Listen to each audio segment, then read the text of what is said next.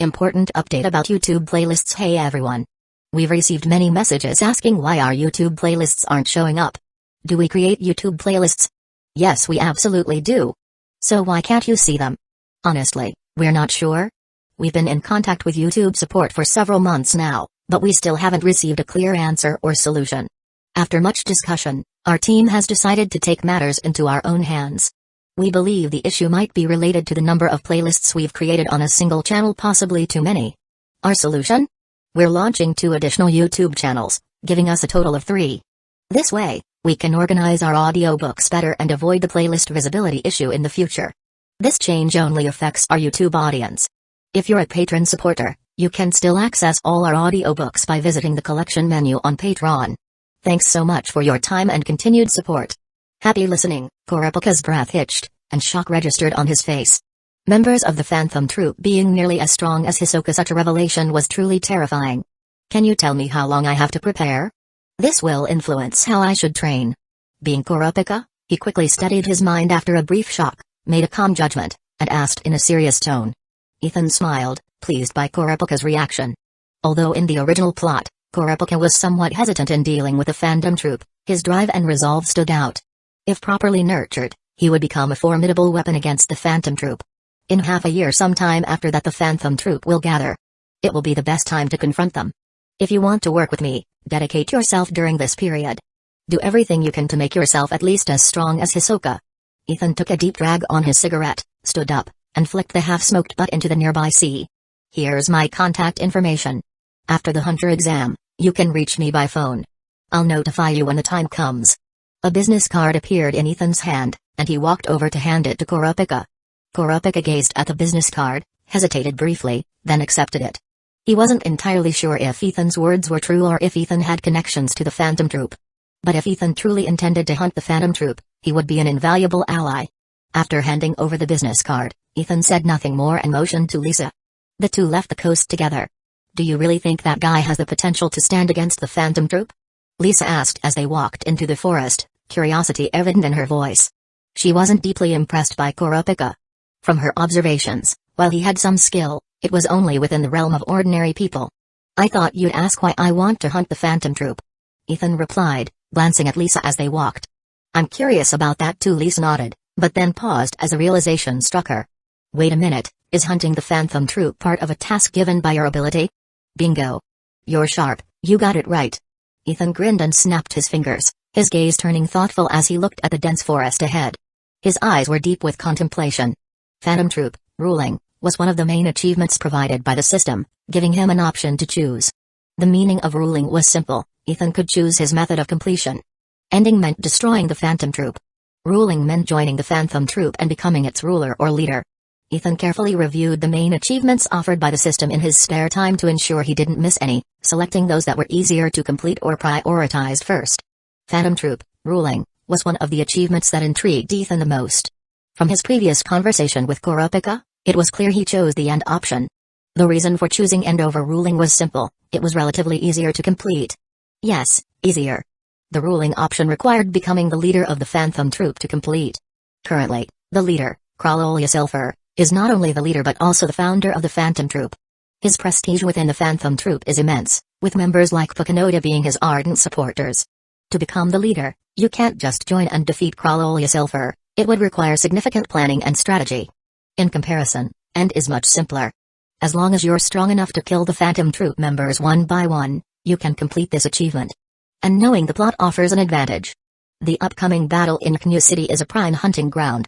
With proper preparation, Ethan is confident that with his current strength, he can severely damage the Phantom Troop. Really, your ability includes tasks like this? Lisa's surprised voice broke the silence beside him. Ethan smiled slightly. Isn't it great? Tasks mean rewards. That's true, but the Phantom Troop isn't easy to handle. If they're as strong as you say, near Hisoka's level, we'll need thorough preparation to hunt them. Lisa said, her expression turning serious. Gazing into the somewhat dim forest, Ethan smiled calmly. There's still time, at least half a year. We have plenty of time to prepare. Chapter 52, he quickly moved through the dense forest, advancing an unknown distance. When he reached a mountain, he skillfully climbed the rocks and landed on a platform. It doesn't look like they're chasing me. Setting down Hisoka, who was hanging over his shoulder, Illumi turned to look back in the direction they had come. He made an OK gesture with his right hand, forming a circle with his index finger and thumb, peering through it like a telescope. After confirming there was no pursuit, Illumi lowered his hand and turned to Hisoka, who lay on the ground gazing dreamily at the sky. Despite the severe injuries to his left leg and right arm, the muscle contractions at the fracture sites prevented further blood loss. "Do you need me to help seal the wound?" Illumi tilted his head and asked. "Sure, I'd appreciate that," Hisoka said, shifting his gaze from the sky to Illumi's face with a smile. With that, the tightly contracted muscles at his leg and arm relaxed. Before the blood could spill out, Illumi swiftly inserted telekinesis needles into the fractured areas, sealing the wounds and preventing them from bleeding. "That's much better," Hisoka said, narrowing his eyes and smiling wider. Illumi looked at him curiously and remarked, "You don't seem too bothered by this defeat." "No, I do care about losing, but that's how fighting goes. You win some, you lose some. As long as I fought without regrets, I'm okay with the outcome. I'll just find a way to win next time," Hisoka replied with relaxed nonchalance, seemingly unfazed by his injuries. "I see. Your mindset is quite admirable," Illumi acknowledged with a slight smile. "But what's your plan now? I saved you this time, but they might not let you go so easily next time. Once the exam is over, they might come after you again. Maybe you should quit the hunter exam and leave." "That's not an option. I don't want to retake the exam, so you'll have to protect me," Hisoka said with a grin. Illumi frowned, displeased. "Hey, the money you paid was only enough for me to save you once. I didn't agree to be your bodyguard." "I understand. Just let me know how much more you want. I have plenty of savings," Hisoka replied calmly. Illumi. "Dear candidates, please note that the time for the fourth exam has ended. All candidates who have collected their scores are asked to gather."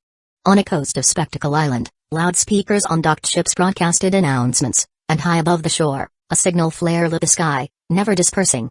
The fourth exam, lasting a week, had come to an end. Amidst the signal flares and announcements, figures emerged from the dense forest on the coast. "It's finally over." Among those arriving at the meeting point were Ethan and Lisa, walking side by side. Seeing the familiar ships, Lisa sighed and glanced at the other candidates who had arrived before them. Hanzo, Killua, Gon, Kurapika, and Leorio were among those in her line of sight. As Lisa observed them, Hanzo, Gon, and the others also turned their attention to Ethan and Lisa. "Kurapika, did this guy really defeat Hisoka?" Leorio whispered to Kurapika, eyeing Ethan closely. While Ethan's presence brought many changes to the hunter exam, some elements still followed the original plot's trajectory. For instance, Leorio teamed up with Kurapika during the exam. After collecting points, Kurapika separated from Leorio again, having gone to witness the battle between Ethan and Hisoka. Although Leorio had already asked Kurapika about the outcome, seeing Ethan in person prompted him to ask again. Hisoka had left a deep impression on Leorio, especially after a punch from Hisoka had left him disoriented. The idea of Hisoka being defeated by Ethan was both surprising and hard to believe for him. Similarly, Gon, who was also affected by Hisoka, stood on Kurapika's other side. Upon hearing Leorio, he quickly turned to the two. "Kurapika, did Ethan really defeat Hisoka?" Gon asked in shock. In this exam, his experience differed from the original plot. The number plates were shuffled, so he didn't draw Hisoka's number, but another candidate's. After some close calls, he managed to collect his points and didn't encounter Hisoka as in the original story. Yes, Hisoka was defeated by Ethan, and it was a severe defeat. If someone hadn't intervened, Hisoka might have been killed. Kurapika confirmed. As Gon and the others discussed, Killua and Hanzo watched Ethan with caution and apprehension. "Are those the other two?" Ethan quickly noticed Killua and Hanzo's reactions as he scanned the area. He paused briefly before turning away, joining Lisa to wait quietly. During his battle with Hisoka, aside from Illumi, whom Ethan hadn't detected, there were 3 others hidden in the shadows that Ethan had sensed. One was Kurapika, while the other 2 were clearly Killua and Hanzo. It's understandable. Curiosity can often lead skilled individuals to observe such a significant battle. From Killua and Hanzo's tense reactions, it was evident that witnessing the fight had left them wary of Ethan. Chapter 53. After a while, 2 more figures emerged from the dense forest not far away. One of them was missing his right arm and left leg, hopping along on his remaining leg.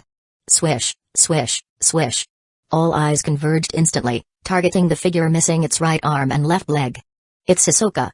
His injuries from the battle with Ethan were so severe. He dared to show up. Isn't he afraid that Ethan might kill him? The mutilated figure was none other than Hisoka, accompanied by Illumi, disguised as Gitracker. Gon and Leorio looked shocked upon seeing the state of Hisoka's injuries. Killua and Hanzo were also surprised, and they instinctively glanced at Ethan, curious about how he would react to Hisoka's appearance.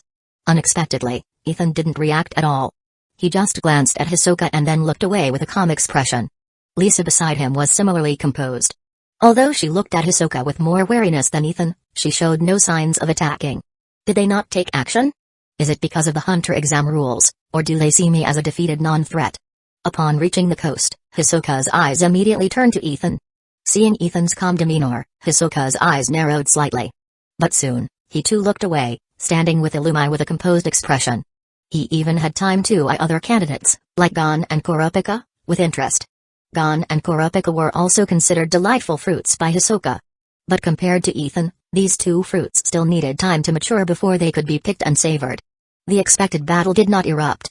However, Killua and Hanzo remained on alert, keeping an eye on both Ethan and Hisoka. Meanwhile, Gon and Leorio, though shocked by Hisoka's injuries, refrained from asking questions and remained silent. The time is up. All candidates who have collected their scores, please board the ship.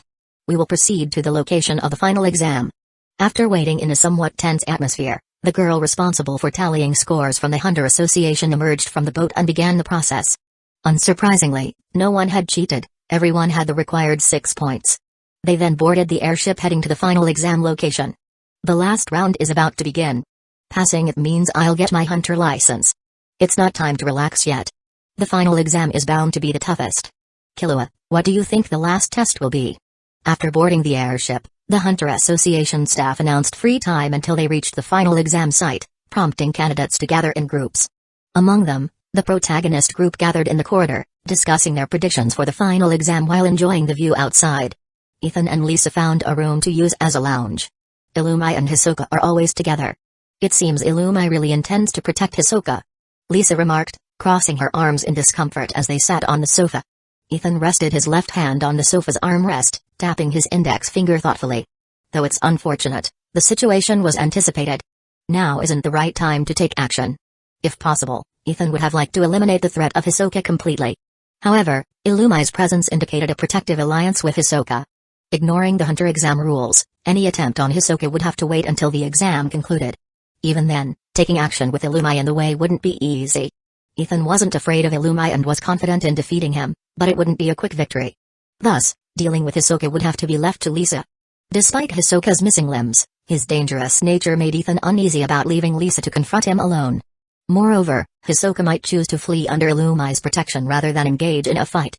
This was why Ethan and Lisa had discussed their approach when waiting for the fourth exam's conclusion. Though Lisa was somewhat reluctant, she understood it was the only viable path. After all, superior skills win the day. Even with Hisoka's severe injuries, she wasn't entirely confident in defeating or even containing him. Attention, candidates, the president will be conducting interviews with each of you next. When your number is called, please proceed to the reception room on the second floor for your interview. The announcement echoed through the airship. Interview? Lisa's attention shifted from the Hisoka situation to the announcement, surprise evident on her face. It's likely a precursor to the final exam. Ethan replied with a slight smile. In the reception room on the second floor, it wasn't long before Ethan's turn came. Sliding open the door, Ethan stepped inside and saw Nitaro seated there. Have a seat, it's just a casual chat. Nitaro smiled, gesturing to the spot opposite him. What would you like to discuss? Ethan asked as he casually sat down. First, why do you want to become a hunter? Nitaro inquired, brush and paper in hand. Ethan smiled and replied, I want a hunter license. It offers a lot of conveniences, like access to intelligence and secret information. Having a hunter license makes obtaining these much easier. Chapter 54, Nitaro nodded slightly, finding the answer easy to understand, and moved on. He continued to ask, out of the other 8 candidates besides yourself, who do you care about the most? Number 100, she's my companion. And if a fight breaks out, who do you least want to face? Also number 100. I think the reason is obvious. Alright, I've finished asking. The interview was straightforward, and since Ethan already knew the process, he left the reception room once it concluded. At the same time, the next candidate called in after Ethan was Lisa. When the two of them returned to their room and discussed their interviews, it was no surprise that Lisa's choices mirrored Ethan's. The airship did not reach the location of the final exam until dusk, which was at a luxury hotel operated by the Hunter Association Examination Committee. However, the final exam didn't start immediately. Instead, it was scheduled for the next day to allow candidates time to recharge. A night passed in silence. The following day, Ethan, Lisa, and the other 7 candidates were led by Hunter Association staff into a spacious conference hall within the hotel. For the content of the final exam, the 9 of you will participate in one-on-one elimination matches. As the candidates gathered, Netero, along with Satats, Menchai, Buhara, and several other Hunter Association staff members, appeared in the conference hall. Netero greeted everyone with a smile and quickly explained the nature of the final exam. When the white cloth was lifted, a battle table divided into 2 groups was revealed to Ethan. So, only one person will pass the exam, right? Seeing the battle table's format, everyone except Ethan, who already knew the situation, was shocked. Even Leorio's expression changed as he exclaimed. Netero was indeed skilled at creating suspense.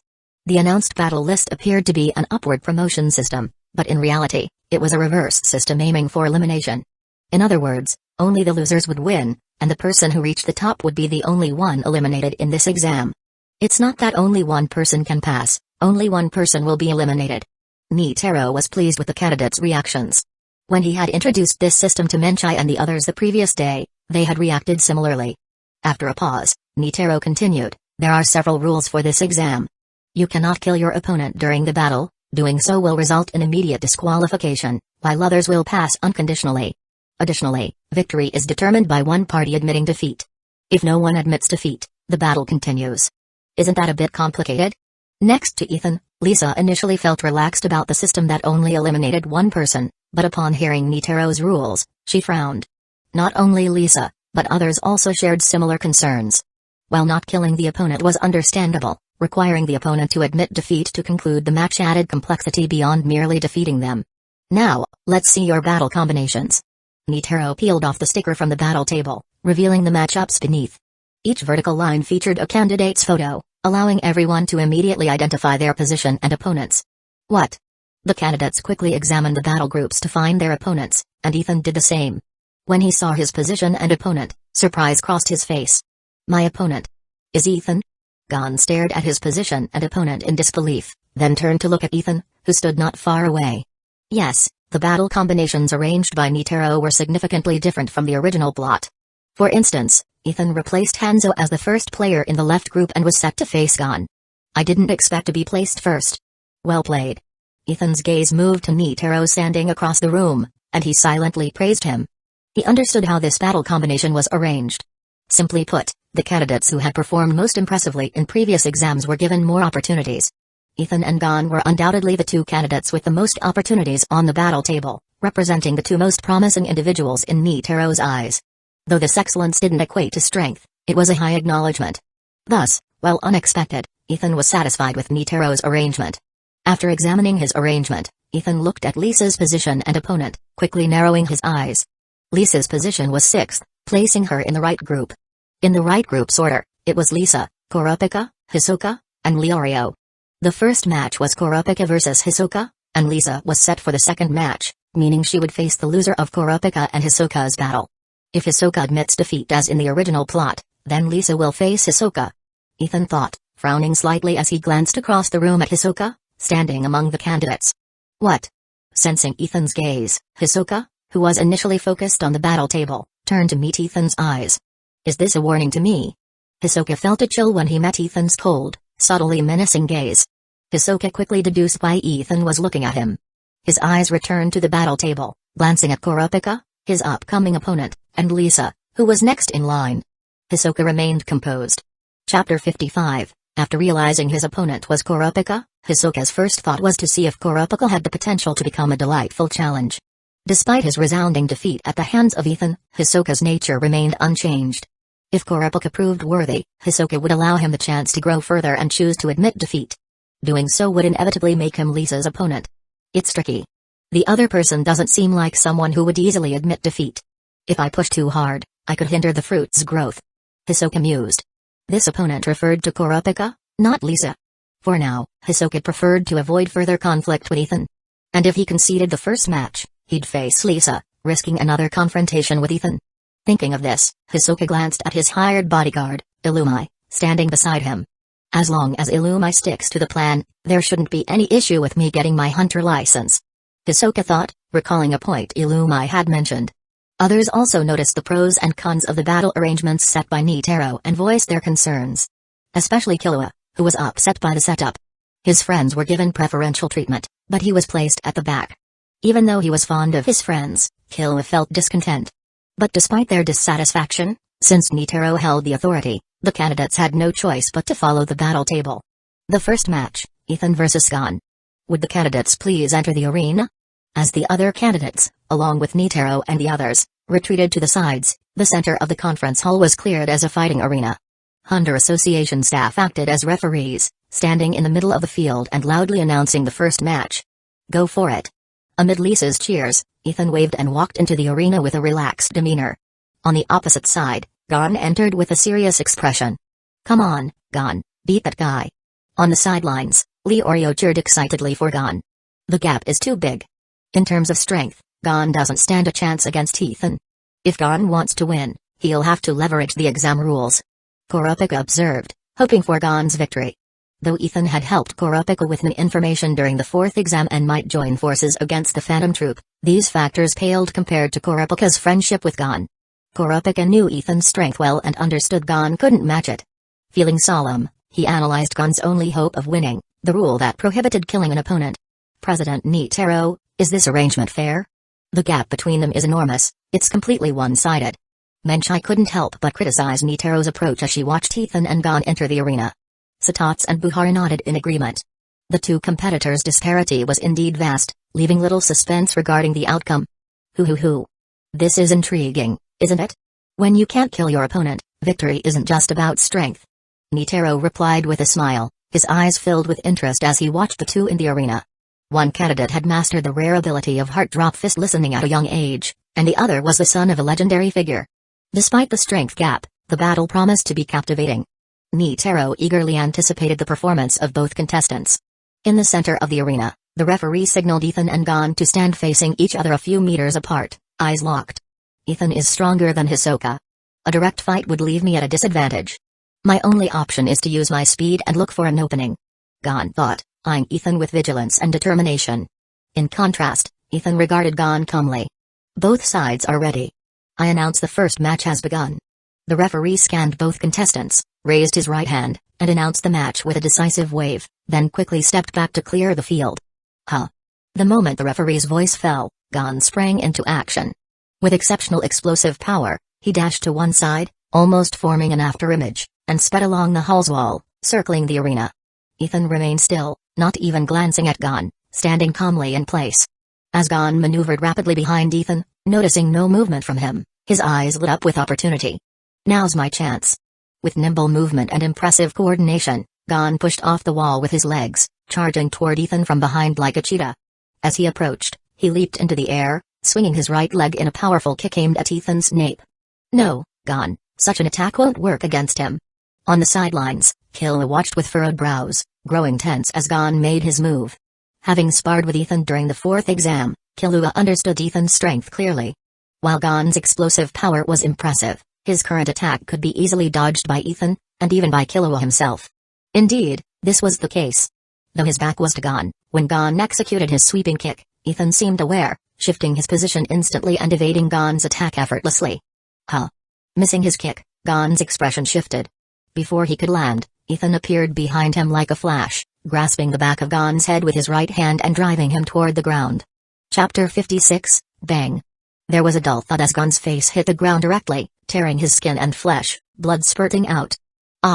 His body was then slammed into the ground, the violent impact causing intense pain, making Gon scream in agony. Gon!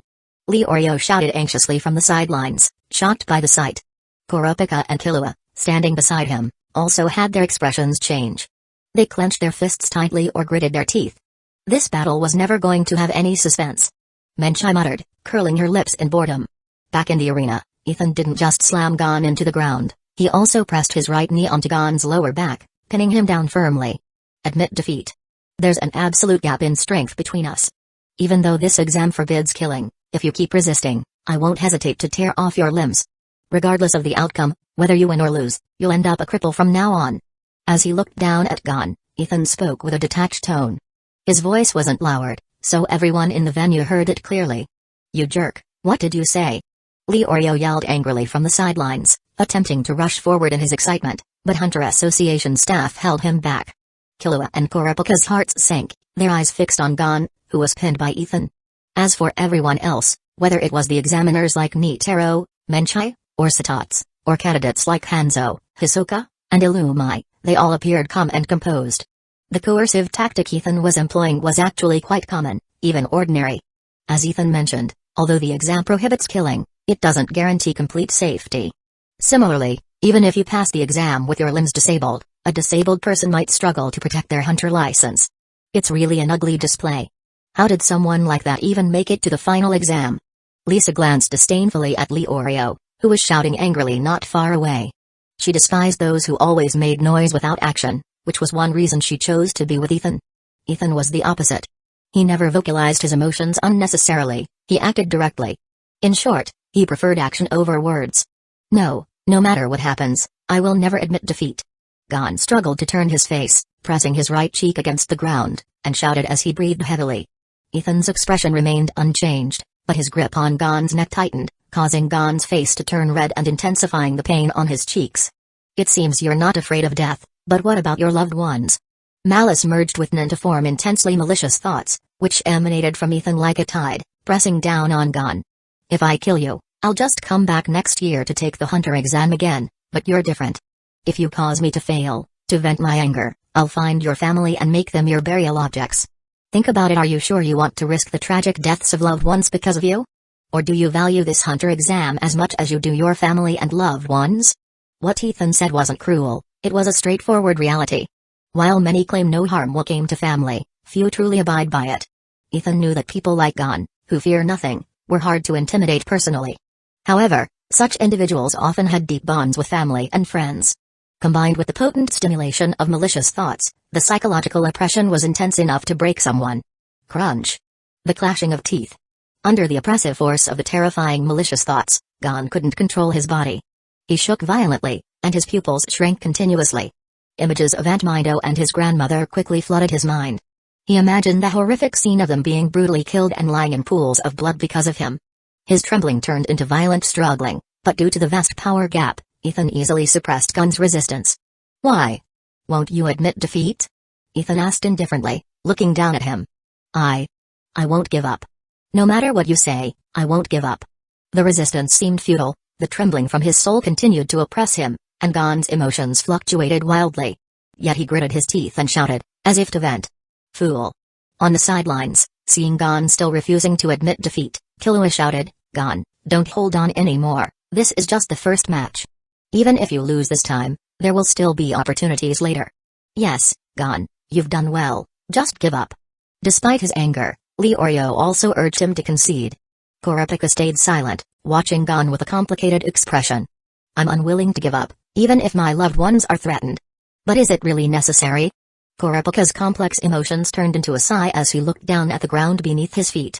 Among the examiners, only Nitaro remained unflustered. Satats, Menchai, and Buhara all frowned slightly. For instance, Satats thought, his will is commendable, but being too stubborn only harms yourself and others. After all, he's still too young. Ethan listened to Gon's roar, noting his decision. His cold eyes gradually softened, and the malice he exuded dissipated. What? Everyone on the sidelines was surprised by Ethan's next move. He released his hold on Gon and stood aside. Freed from the grip and the oppressive trembling Gon didn't have time to think. He quickly rolled and jumped up from the ground. But as he landed, his body suddenly stiffened, and his right hand shot up involuntarily. Chapter 57. On the opposite side, Ethan raised his left hand with a calm expression, and the tips of his 5 fingers had nearly invisible silk threads extending all the way to Gon's body. Gon's face wore an expression of shock and confusion, but he couldn't control his body at all.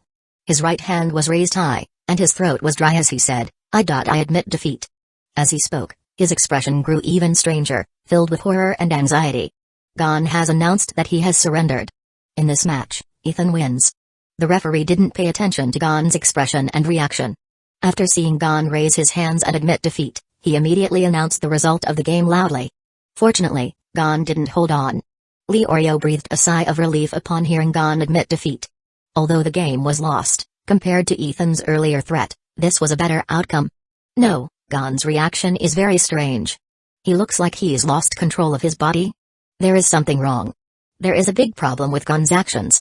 Compared to Leorio, Killua and Kurapika were much more perceptive. When they saw Gon's stiff movements and odd expression, they immediately sensed something was off and observed carefully. Soon, Killua and Kurapika's expressions changed, but with their excellent observation skills, they discovered that Ethan's fingertips had silk threads connected to Gon's body.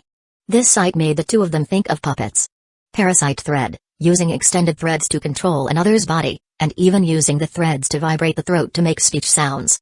Ethan released his grip on Gon and Gon suddenly chose to admit defeat because Ethan silently used the parasite thread on him. Using silk threads to control others is another surprise for me. Hisoka's eyes lit up, intrigued by the parasite thread used by Ethan. Using Conjurer's Nun to exert the power of an emitter, such Nun is very powerful. What should I do? I saved Hisoka and now I'm protecting him. Maybe I've angered Ethan. After the Hunter exam is over, perhaps I can contact him and see if we can resolve the conflict. Illumi thought, contemplating his next move. When the referee announced the result, Ethan stopped controlling Gon and withdrew the threads from his body. Wait, I didn't admit defeat, I just lost control of my body. As soon as his body recovered, Gon ignored Ethan's caution and hurriedly explained to the referee. Sorry, your rebuttal is invalid because the result of the game has been announced. The referee glanced at the examiners, particularly Nitaro.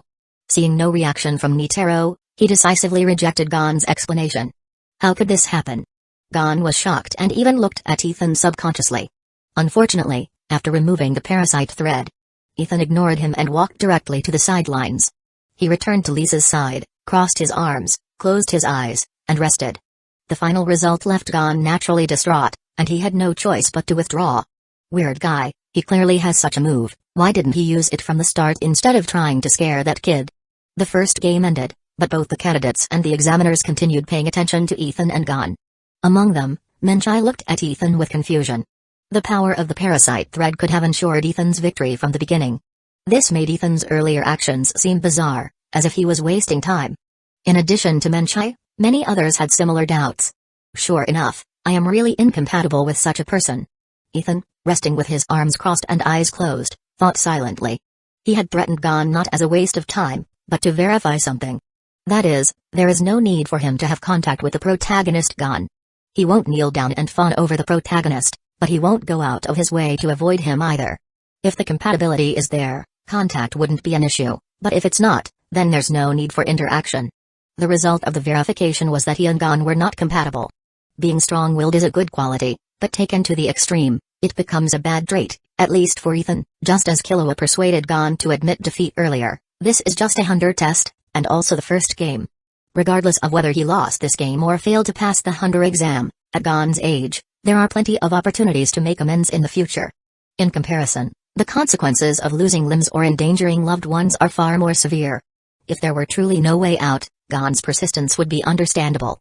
But when there's clearly a way out, and the cost of admitting defeat is low, the choice to persist, ignoring threats to loved ones, is baffling.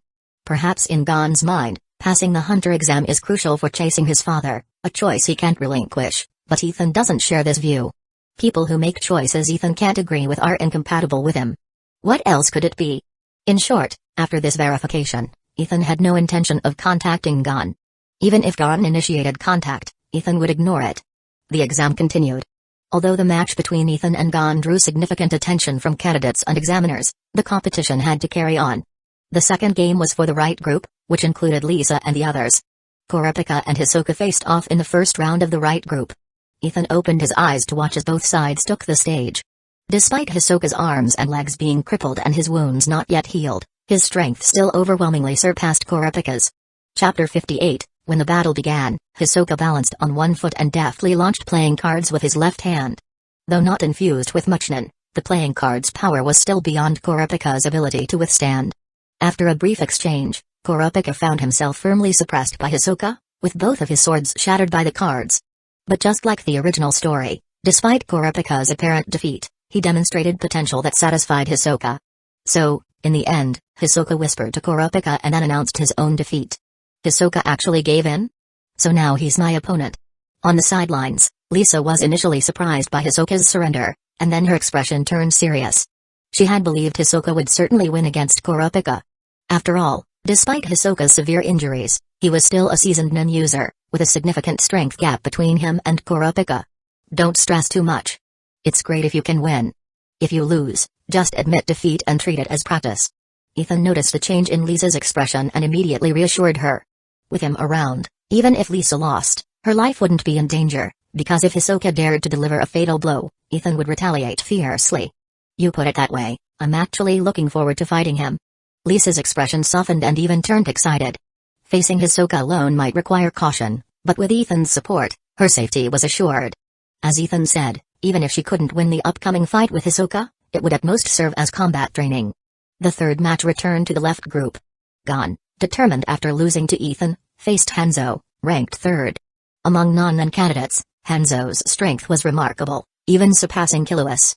His age meant he had undergone more training than Killua. The battle didn't deviate much from the original storyline. Even as Hanzo broke one of Gon's arms amid constant verbal threats, he couldn't force Gon to admit defeat. Without a move like the parasite thread, Hanzo ultimately conceded after a prolonged stalemate. Similarly, after Hanzo surrendered, Gon unsurprisingly expressed his disapproval. Gon himself was reluctant to concede, and he didn't accept others conceding without defeating them. This kid is quite annoying. Was your earlier tactic just to assess his character? Lisa turned to Ethan. Their understanding was strong, although Ethan hadn't explained. Lisa correctly inferred Ethan's intention. Yes. His potential is high, so I wanted to see if there was any need for contact, but unfortunately, our personalities didn't match, so I gave up. Ethan nodded calmly. Your choice was right. He is different from us. Lisa agreed with Ethan's decision, smiling slightly. Back in the arena, Gon was eventually knocked out by Hanzo, ending the spectacle. The fourth match, Hisoka vs. Lisa. After the arena was cleared, the referee announced the next match. It's my turn. Lisa's eyes flashed, and after acknowledging Ethan, she stepped onto the stage. I surrender. Unexpectedly, before Lisa had taken a few steps, Hisoka on the opposite side raised his right hand and declared his surrender. What? Everyone present turned to Hisoka in surprise. Ethan mirrored their surprise, staring at Hisoka. Hisoka glanced at Lisa, then at Ethan, smiling and nodding as if in greeting. Hisoka admits defeat. Lisa wins this match. Despite Hisoka's unexpected surrender, the referee quickly announced the result. Lisa took a deep look at Hisoka before returning to the sidelines. He is cautious, seems wary of you. Lisa whispered to Ethan. It's a logical choice to minimize risk. Ethan replied with a light smile.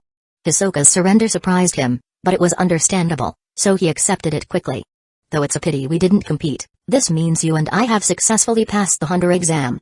Lisa said with a smile. Isn't that great? Ethan returned her smile. The fifth match was Hanzo vs. Killua. In the original story, these two never faced each other, but their strengths were closely matched. Compared to previous matches, this one was more thrilling. When the referee announced the start, Killua and Hanzo became blurs, moving at high speed as they attacked each other fiercely. Hanzo, trained in this world's ninjutsu, fought with sharpness and speed. Killua, from the Zoldyck family, used assassination techniques that followed a similar path. Both fought swiftly, each attack dangerously precise.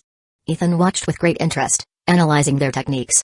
Whether it was Hanzo's ninjutsu or Killua's assassination skills, they were top-notch and had the potential to be absorbed into the Kingto killing fist.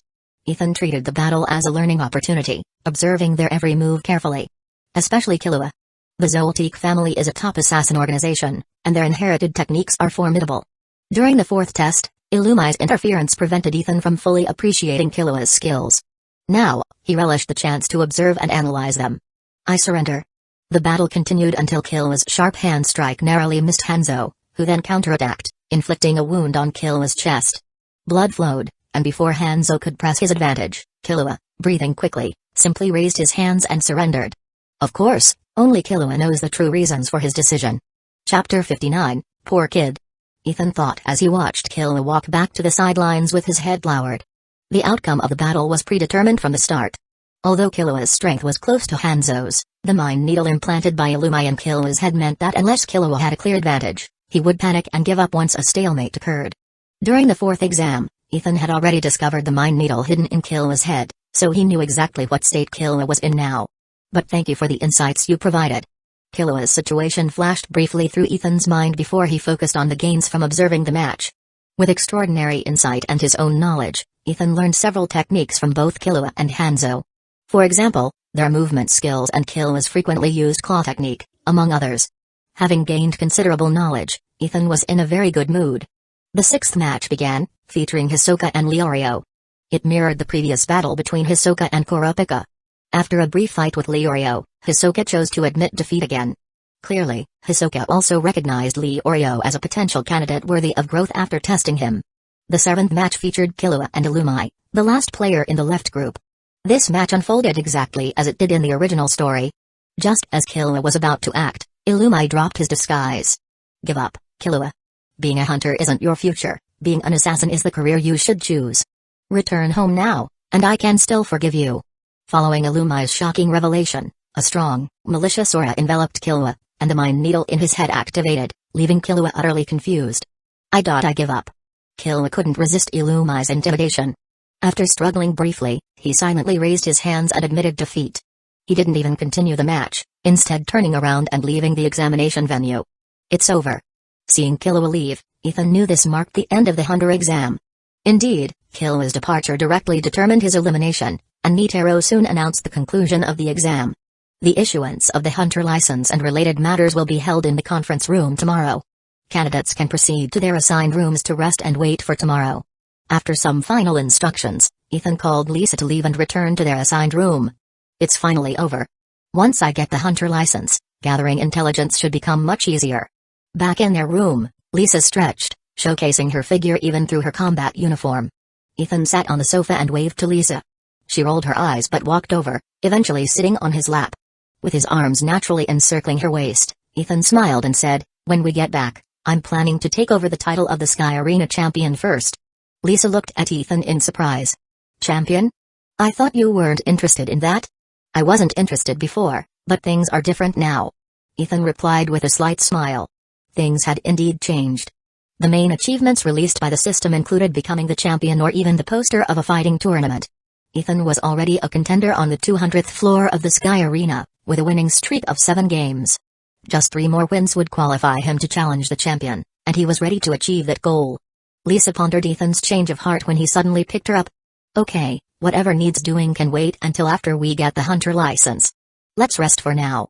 Ethan carried Lisa towards the bed, filling the room with laughter soon after. The next day, after a good night's rest, Ethan and Lisa were led by Hunter Association staff to a tiered conference room. All the other candidates, except Gon, who hadn't woken up yet, were present. First of all, congratulations to everyone for successfully passing this hunter exam. Next, I'll explain some information about our association, as well as the methods and key points of using the hunter license. Netero and a bin-faced man entered the conference room shortly after, with the bin-faced man providing a series of explanations to Ethan and the others. Meanwhile, other staff members distributed hunter licenses to everyone. "Is this a hunter license?" Lisa, sitting next to Ethan, took out the hunter license from the bookcase on the table in front of her and examined it with interest. Ethan did the same, but as he picked up the hunter license, the system's notification chimed in his mind. Ding dong. Congratulations to the host for completing the Professional Hunter achievement and receiving rewards, Emperor Engine, 5 Mingxian Pill, and Gravity Ring. The bin-faced man's words faded from Ethan's attention, completely absorbed by the system's notification. Finally here? Ethan felt invigorated. After the last exam, he had awaited the rewards, but the system remained silent. It seemed obtaining the hunter license was necessary to complete the achievement. Without hesitation, Ethan carefully examined the rewards he received. Emperor Engine converts the heartbeat into powerful energy. Initially increases physical condition by 10%, with a maximum increase of 100%. Also possesses danger sensing early warning abilities. Mingxian Pill, a treasure pill for spiritual enlightenment. Taking it enhances spiritual energy. Gravity Ring, a training aid that allows control of 1 to 10 times gravity acting on the wearer. Chapter 60, Refreshing. After a quick inspection, Ethan's mood brightened as if he'd just drunk an ice-cold soda on a summer day, filling him with clarity and comfort. First up was the Emperor Engine. Ethan was initially shocked when he saw the name of this reward, as it reminded him of a certain hero from the world of a bald hero. Fortunately, after thoroughly reading the description of this reward, Ethan relaxed.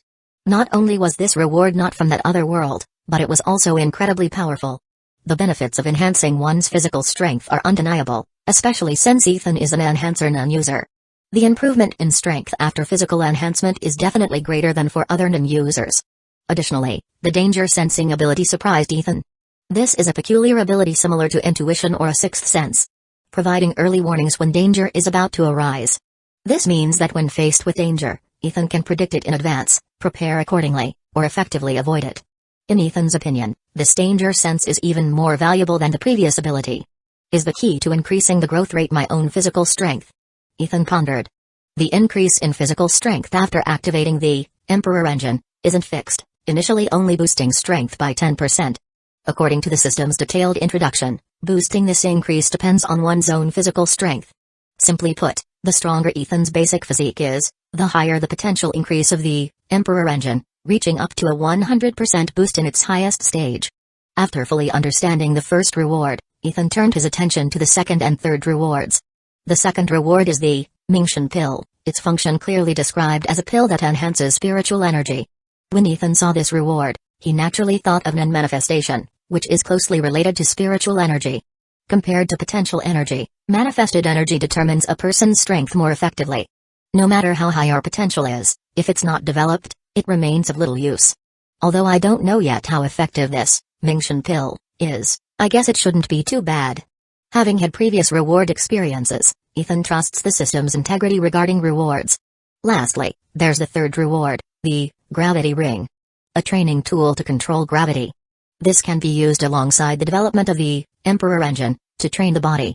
Ethan was quite satisfied with the third reward as well. None of the three rewards were wasteful. All that remained was to wait for the hunter exam to be over and find a safe place to accept the rewards. The proceedings in the conference room continued as usual. During this time, Gon, who woke up hurriedly due to Killua's situation, had a conflict with Illumai, but it eventually ended smoothly. At the same time, after the end, Hisoka and Illumai left the hotel immediately, seemingly wary of Ethan taking action after the exam. Let's go back, let's go back. Ethan didn't pay much attention to Hisoka's departure, nor did he concern himself with the protagonist group's whereabouts. After everything concluded, he signaled Lisa, and they headed to the city's airport. In the hunter world, there are no real airplanes, only airships. Though slower than airplanes, airships are relatively more stable. Half a day later, Ethan and Lisa bought tickets and boarded the airship, heading back home. After entering their reserved room and confirming everything was in order, Ethan signaled to Lisa and began to accept the rewards. Buzz. Upon receiving the reward, the first reward, Emperor engine, instantly integrated into Ethan's body, finally settling in his heart. Thump. Thump. Thump. The heartbeat, even without activating the ability, made Ethan feel his heart had undergone a transformation, becoming more energetic. How are you doing? Do you feel anything special? Lisa, who was on guard duty, noticed Ethan's satisfied expression and asked curiously. As before, Ethan had already informed her about the reward on their way back. They were companions who fought side by side and also close partners. Unless it was a system-enforced secret, Ethan wouldn't hide the rewards from her. Of course, it also wasn't necessary to hide it. Living together all the time, it would be impossible for Lisa not to notice any changes in Ethan. Therefore, rather than being discovered, it's better to communicate openly, which also helps deepen their relationship. Vroom vroom vroom. Ethan answered Lisa's words with action, immediately attempting to activate the Emperor engine.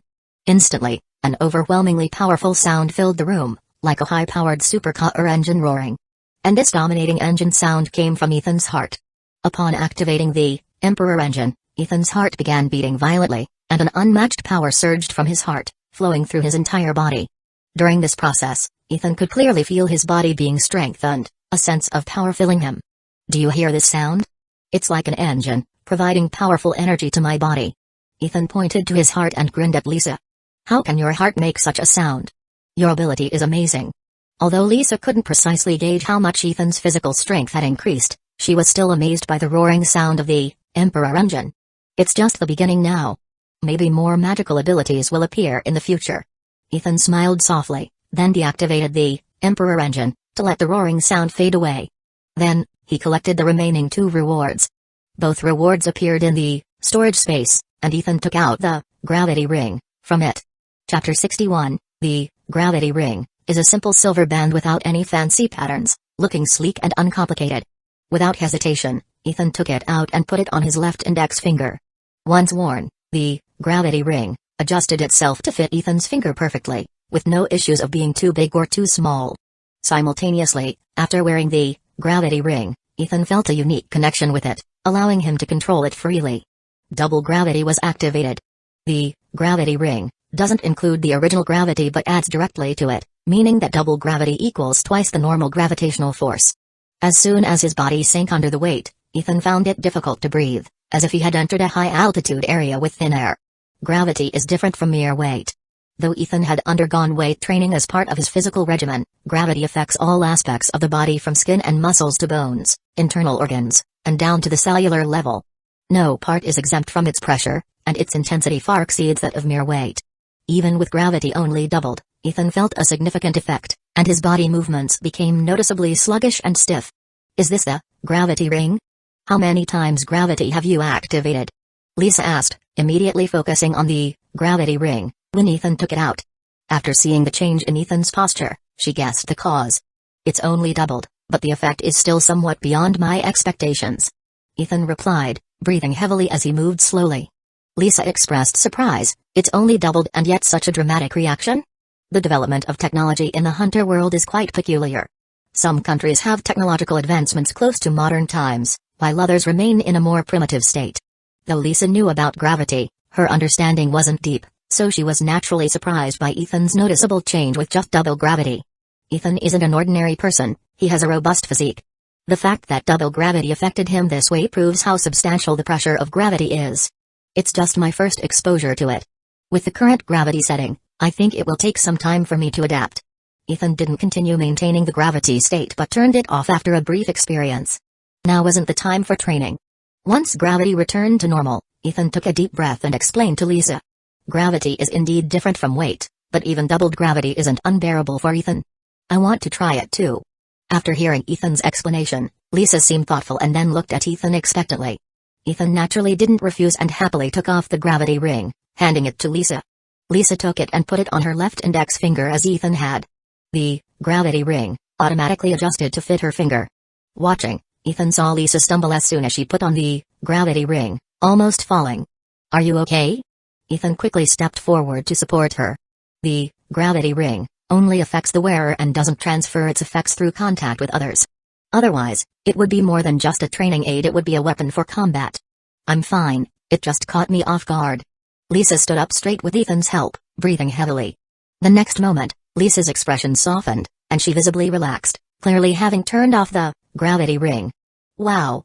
So this is gravity? It's truly powerful. It's not comparable to the weight training we did before. No wonder you reacted the way you did.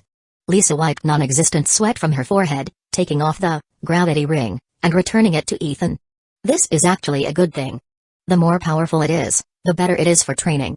Ethan said with a smile as he took back the gravity ring and put it back on his finger. Yes, but it's a shame there's only one. Otherwise, I'd love to try training with it too. You can take turns using it. When I'm not training, you and Mia can use it to exercise. Okay, sounds good. After discussing the use of the gravity ring, Ethan took out the last reward, the Mingxian pill. This is the reward I mentioned that enhances spiritual energy. It's called Mingxian pill. There are 5 pills in total. You and Mia can each take one, and I'll keep the rest for myself. Ethan handed one of the Mingxian pills to Lisa. Having experienced the blood body, Lisa was more accepting of the Mingxian pill. Then I won't hold back. Lisa stepped forward, kissed Ethan passionately, and then took the Mingxian pill, with a smile, swallowing it. She had no objections to Ethan's allocation and was quite pleased. Their relationship was very close, but the Mingxian pill was Ethan's to distribute. The fact that he gave her such a treasure was very satisfying to her. After taking the Mingxian pill, Lisa let out a soft hum, and the nin around her immediately began to increase. It lasted for more than 10 seconds before the growth of nin energy gradually stopped. Impressive. Lisa assessed her condition after the Mingxian pill effect and quickly noticed her increased nin. A light shone in her eyes, and she activated a more powerful Ken. Boom. Nin energy erupted from her aura nodes, but instead of dissipating, it enveloped her body, forming an invisible armor. The assessment of the displayed nin is the maximum amount of power that can be released when observing the engine diagram. Chapter 62, It's improved. My nin energy output has really increased a lot. Using Ken to assess her nin in more detail, Lisa's face lit up with surprise. Ethan, who observed Lisa using the Mingxian pill throughout, nodded slightly. Lisa's nin energy had indeed increased significantly. Although it couldn't compare to the potential Nen boost from the blood body, there is a substantial difference between manifested Nen and potential Nen. In terms of ratio, potential Nen to manifested Nen is almost 10:1. That means for an Nen user with a potential Nen of 10,000, having a manifested Nen of 1,000 is considered very good. Based on a rough estimate, after Lisa used the Mingshan pill, her manifested Nen increased by about 100. An increase of 100 in manifested Nen may not seem large, but in the original story, later in Gon's life after being guided by Kite and during the battle with Knuckle, his manifested Nen was only around 1,800. At that time, Gon was not just a first-rate Nen user but was at least among the best of the second-rate Nen users. A 100-point increase in manifested Nen is enough to achieve a substantial improvement in strength. 3. Mingshan pills, that means it can increase my manifested Nen by about 300. Ethan looked down at the remaining Mingshan pills in his hand and threw one into his mouth without hesitation. Under the intense pressure of the 100 times practice card, his manifested Nen had already increased significantly, but the prospect of a 300-point boost was still very appealing. After digesting one, he immediately took out the next from the storage space. Soon, Ethan used all 3 Mingshan pills. Like Lisa, he took advantage of the return journey to practice using the enhanced manifested Nen in the room. The Sky Arena is located in the Republic of Batragia. Simultaneously, the Sky Arena is a world-famous attraction and a paradise for fighting fans. In the city where the Sky Arena is situated, you can find powerful fighters everywhere, and there are many martial arts schools located here. Divine Gun Martial Arts Hall. This is Ethan's home in the Hunter world and the martial arts school where he first learned the spear fist style. Ha! Ha! After the airship landed, Ethan and Lisa took a taxi to the Divine Gun Martial Arts Hall. Upon crossing the gate and entering the martial arts hall, they encountered an open-air training field, about the size of 2 basketball courts. On the field, numerous teenagers were practicing the basic moves of the spear fist style, punching and kicking in unison. Occasionally, adult instructors could be seen correcting their movements and demonstrating techniques in front. Deputy Master, you're back. Miss Lisa. The deputy head is back. When Ethan and Lisa walked into the martial arts hall, everyone on the field noticed them immediately. Instructors and martial arts students alike expressed surprise. Many instructors quickly stopped their activities and approached Ethan, greeting him with enthusiasm and respect. The martial arts students also looked at Ethan with admiration. If not for fear of punishment, they might have rushed toward him like the instructors. Thank you for your hard work. No need for formalities, continue with your activities. Ethan greeted everyone with a smile and waved to the instructors gathered around him. One reason why the Divine Gun Martial Arts Hall became Ethan's home is that he became its deputy head and CO owner.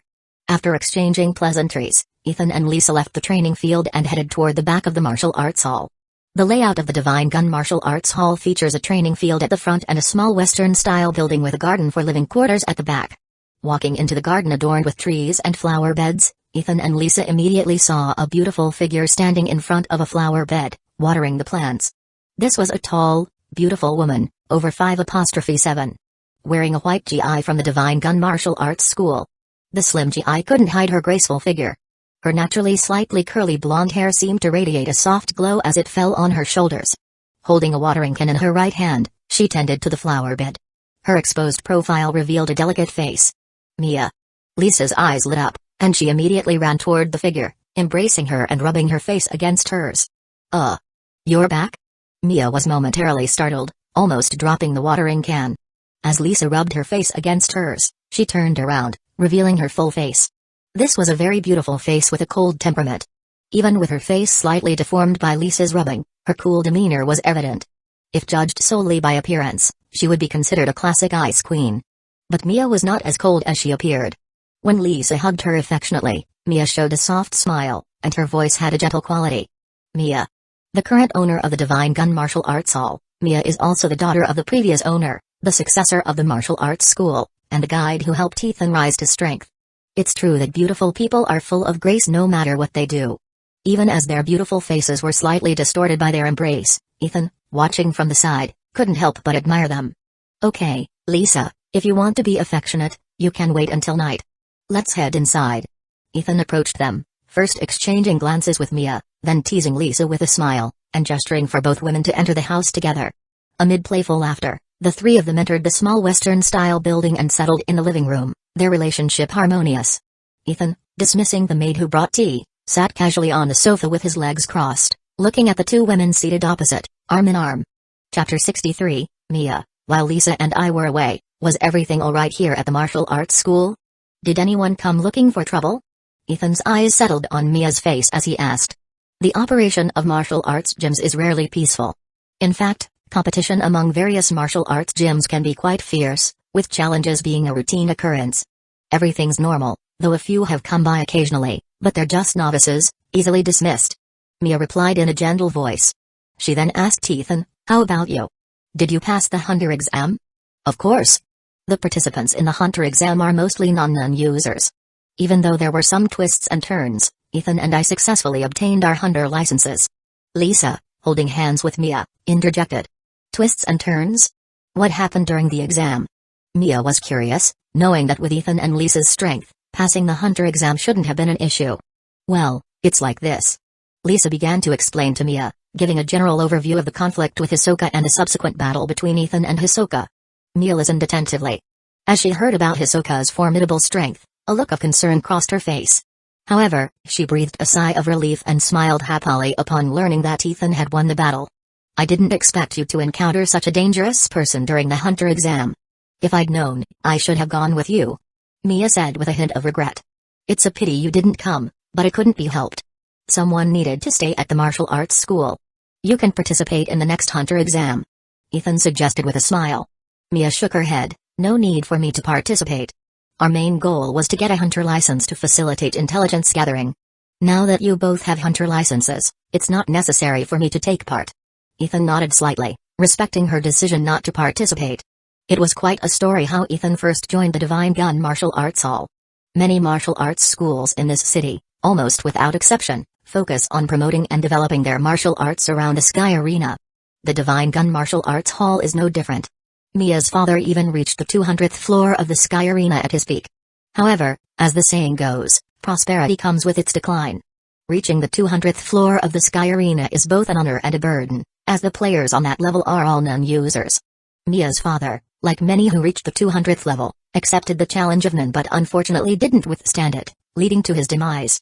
Naturally, martial arts schools are competitive, and Mia's father's fall contributed to the decline of the Divine Gun Martial Arts Hall.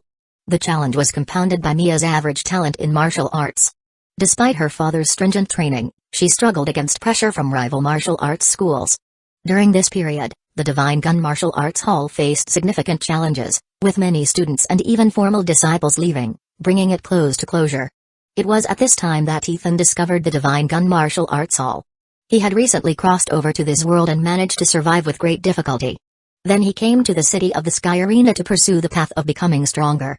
Although the Divine Gun Martial Arts Hall had declined, its martial traditions remained intact. With many students and formal disciples leaving, Ethan saw an opportunity and decisively joined the school. In times of decline, there's a desire for revival, and new generations often inherit and cultivate those lacking in talent. This was Ethan's mindset at the time and the reason he chose to join the Divine Gun Martial Arts Hall. It was initially an opportunity to capitalize on others' misfortune, but it turned out to be the right choice. After joining the Divine Gun Martial Arts Hall, Ethan gained Mia's trust through hard work and positive performance.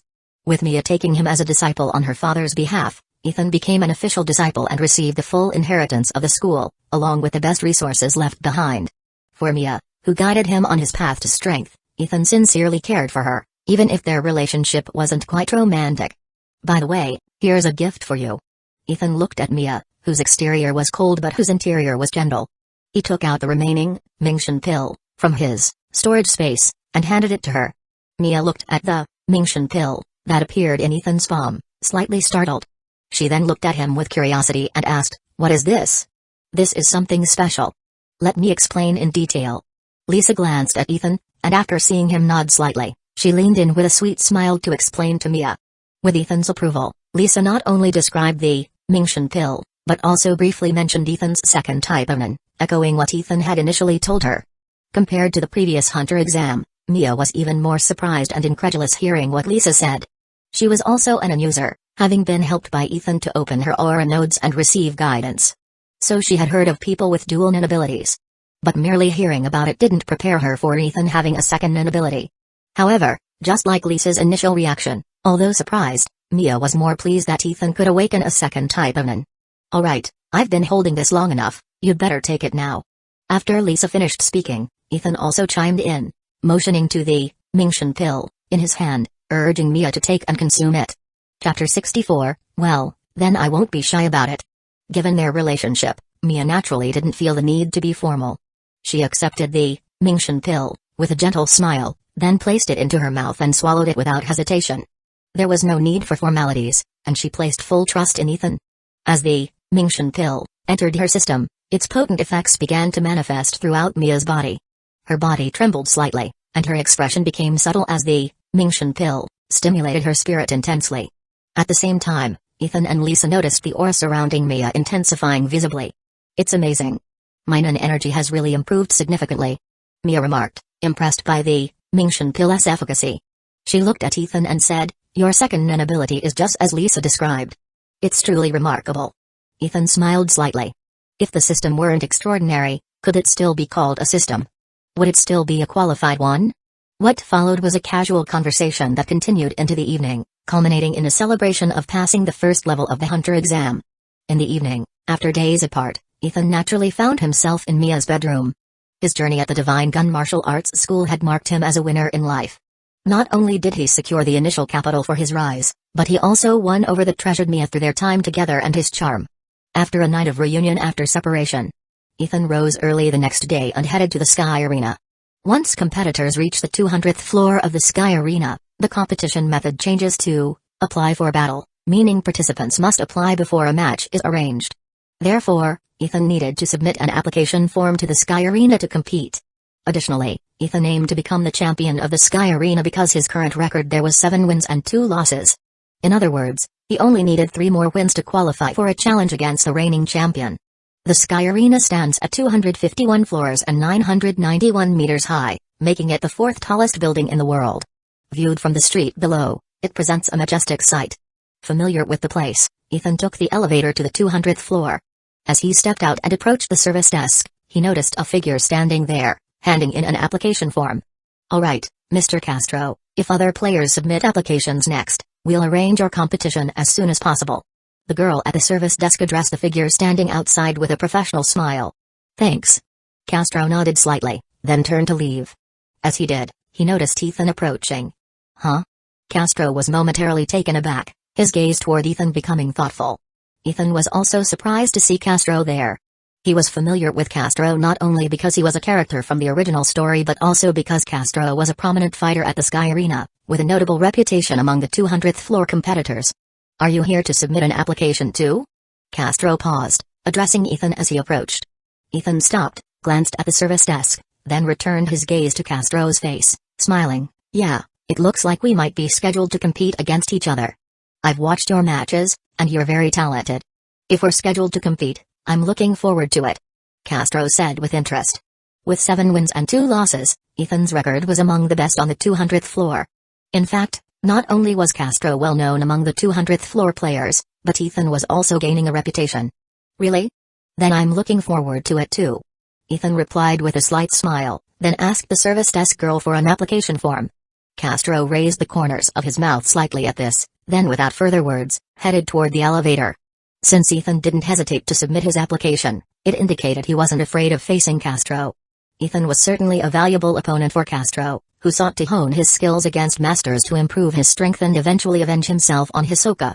After filling out the information and handing the application form to the girl at the service desk, Ethan left the Sky Arena in high spirits. In the private training room of the Divine Gun Martial Arts School, Ethan was wearing a vest, exercising with a 100-kilogram dumbbell in his right hand while holding a phone with his left. The call was from the Sky Arena, informing him about the match arrangements. Players on the 200th floor have a 90-day battle preparation period, so unless they're new and targeted by novice challengers, it often takes about 10 days to arrange a match after submitting an application. However, Ethan's match was scheduled quickly this time. He submitted the application that morning, and the competition was confirmed by the afternoon, set for 3 o'clock the day after tomorrow. Castro? As expected, it's likely him. When the call ended, Ethan casually tossed the phone onto a cushion nearby, then bent down to pick up another dumbbell of the same weight for exercise. As he moved the heavy dumbbell back and forth, Ethan muttered to himself. In fact, when he saw Castro submitting an application, Ethan anticipated that their match would be scheduled together, given the close timing of their applications. Of course, regardless of whether his opponent was Castro or someone else, Ethan remained calm and focused, soon setting the thought aside to concentrate on training. Chapter 65, Sweat poured down from Ethan's forehead and body. Under normal circumstances, with Ethan's physique, he wouldn't tire even if he lifted 200-kilogram dumbbells all day long. However, the added gravity from the gravity ring changed the game. After returning from the Sky Arena, Ethan spent most of his time in the training room, focusing on basic physical training. The gravity exerted by the gravity ring on his body was now 3 times greater than normal. Under such conditions, every inch of his body was under pressure, both internally and externally, as if he were continuously being hammered. Moreover, the physical exertion was substantial. After exercising for a while, he would quickly reach his limit and have to stop for a rest. But the challenge only fueled Ethan's determination to train even harder. Although he won his battle with Hisoka, it highlighted his shortcomings. His physique lagged behind his current strength, making it a major weakness in his overall capabilities. With a gravity ring as a training aid, Ethan was determined not to let it go to waste and aimed to strengthen his body as much as possible during his quest to achieve the title of champion. Time passed quietly amidst the sweat of his practice. Before he knew it, the day of the competition had arrived.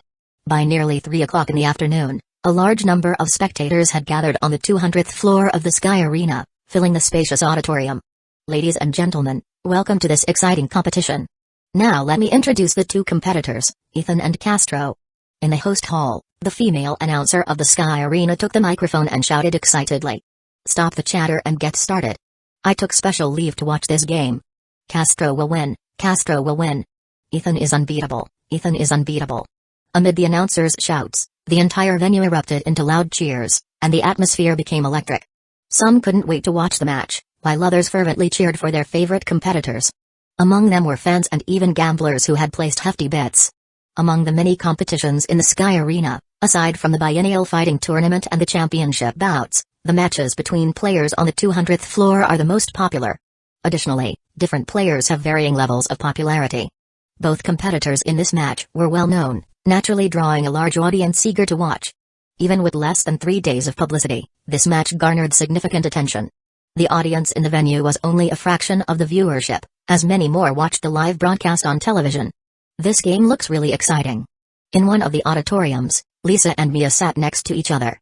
Seeing the high energy in the venue, Lisa had a trace of amusement on her face. Ethan and Castro are both very famous. It's normal for it to be such a spectacle. Mia smiled lightly, looking toward the 2 entrance passages leading to the arena. Now, let's welcome the 2 contestants. The announcer, satisfied with the venue's lively atmosphere, called for the contestants to enter. Under the spotlight, 2 figures emerged simultaneously from the entrance passages on either side. Ethan walked out from the right entrance, hands in his pockets, his posture relaxed, and a slight smile on his face. From the left aisle, Castro emerged, waving and responding to the audience cheering for him, like a star. Contestants, please enter the stage. On the ring, the referee signaled for the 2 to get on the platform. Ethan jumped onto the right side of the ring, while Castro climbed onto the left. They quickly assumed opposing positions. The cheers in the venue gradually subsided as everyone held their breath, eagerly anticipating the big battle. Ethan's eyes met Castro's across the ring, his posture relaxed and his gaze calm. In contrast, Castro locked eyes with Ethan sharply, his eyes burning with high fighting spirit. Start the match. After explaining the rules, the referee didn't waste any time and quickly announced the start of the match, retreating from the ring. Whoosh! The best defense is a good offense. Ethan's fighting style was always to take the initiative. As the match started, his relaxed posture disappeared in an instant. His legs bent slightly, generating explosive power as he suddenly shot forward, moving at a speed beyond the naked eye. Not only did Ethan take the initiative, but so did Castro. He decisively launched an offensive, bursting out with incredible speed. In the blink of an eye, the 2 competitors met in the center of the ring, both opting for a frontal attack. Ha! Castro's right hand transformed into a claw, powerful and wrapped around it. With a loud shout, he anticipated Ethan's movements and aimed his 10 lacquered claws at Ethan's midsection. The claws howled through the air, capable of tearing through steel if they landed. Too slow. Ethan's eyes remained calm and steady. Without needing to activate heart-drop fist listening, Ethan easily captured Castro's attack with his normal insight. His body swayed slightly, maintaining speed as he deftly avoided the incoming claws. Advance. As he dodged, Ethan closed in on Castro with impressive speed, sharply driving his elbow into Castro's chest. Boom! A violent impact echoed, the fierce force causing ripples in the surrounding air. How can this be? Castro's expression changed instantly, disbelief mixed with pain as he opened his mouth, spitting out a mouthful of blood. His feet left the ground as he flew backward. Chapter 66, Damn it! Flying quickly to the edge of the ring, Castro endured the severe pain in his chest. With some difficulty, he managed to land on his feet. Crash! The solid stone slabs of the arena cracked under his weight, and Castro's feet dug 2.5-meter-long trenches as he skidded backward, nearly falling out of the ring. Critical hit. The referee immediately shouted upon witnessing the scene. On the large screen high above the venue, Ethan's picture displayed a 2, indicating he had scored 2 points. In Sky Arena matches, the winner isn't solely determined by a co, scores are also calculated. An excellent attack earns 1 point. A very good attack earns 2 points. If an opponent falls and only stands after the referee's countdown, 1 point is awarded. Accumulating 10 points results in the player with 10 points being declared the winner. Ethan's score of 2 points indicated that his recent hit was deemed excellent by the referee. And indeed, it was. Although the confrontation between Ethan and Castro was brief, with most people unable to see clearly, Ethan dodged the attack and delivered a powerful counter-strike clean and effective. Are you kidding me? He got hit with just 1 blow? Wasn't Castro supposed to have the potential to become a champion? How did he end up at a disadvantage so quickly? Beautiful, that's what I wanted. I'm sure to make a fortune this time. The gap between the two seems quite large. Ethan's strength seems to have improved significantly since his last match. In the audience, Ethan's 2-point hit elicited a huge reaction. Some couldn't believe Castro was injured and at a disadvantage, while others cheered for Ethan's advantage. At the same time, some non-users who came to watch looked at Ethan on the ring in shock. Castro wasn't a weakling, otherwise, he wouldn't be a renowned player on the 200th floor. His strength had earned him that status. Yet now, in just 1 round, the battle had clearly divided into top and bottom. This undoubtedly suggested that Ethan was much stronger than Castro, with a significant disparity. Surely, there won't be any suspense in this match. Indeed, although Castro is powerful, there's a big gap compared to Ethan. Lisa and Mia, sitting together, communicated in low voices. Seeing Ethan gain the upper hand, both women had happy smiles on their faces. Whoosh! Ethan's figure quickly moved forward again. While the audience was buzzing, he didn't pause his offensive, nor did he give Castro a chance to recover. In an instant, Ethan appeared diagonally close to Castro, kicking his right leg with a whip-like motion, as powerful as a dragon's tail, aiming a violent kick at Castro's head. Bang! The powerful whip kick landed accurately on Castro's head. Without any suspense, he was swept away. Suddenly, the Castro that flew out vanished like an afterimage midway. At the same time, a fierce gust appeared behind Ethan.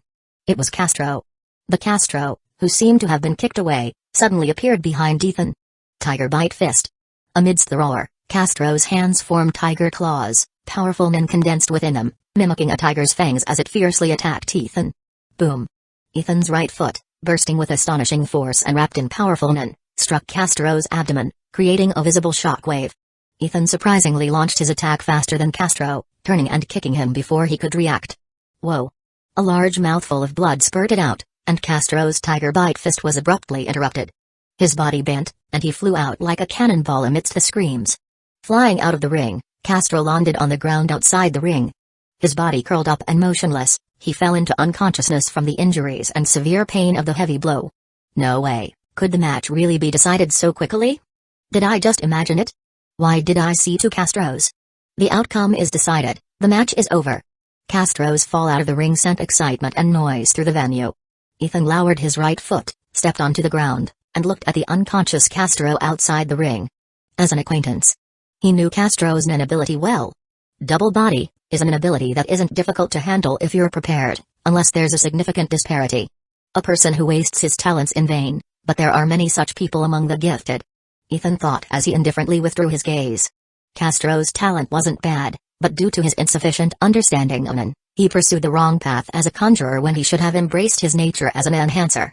For example, Ethan's Ice Blade Killing Fist is a blend of martial arts and nin, a standard enhancer method. A person's capacity is limited, generally accommodating only one type of nin. Once you take the wrong path, it doesn't render you ineffective, but it significantly reduces your potential. Had Castro chosen the right path, he could have become a top-tier nin user, perhaps even a top 1. But by choosing the wrong path, unless he finds some opportunity to expand his capacity, his potential is essentially capped at a second-rate level. Counting down the tens of seconds, It was naturally impossible for the unconscious Castro to wake up, which also announced that the game ended with Ethan's victory, bringing his record to 8 wins. Afterward, Ethan left the venue through the contestants' entrance, but he didn't leave directly. Instead, he returned to the service desk to submit another application.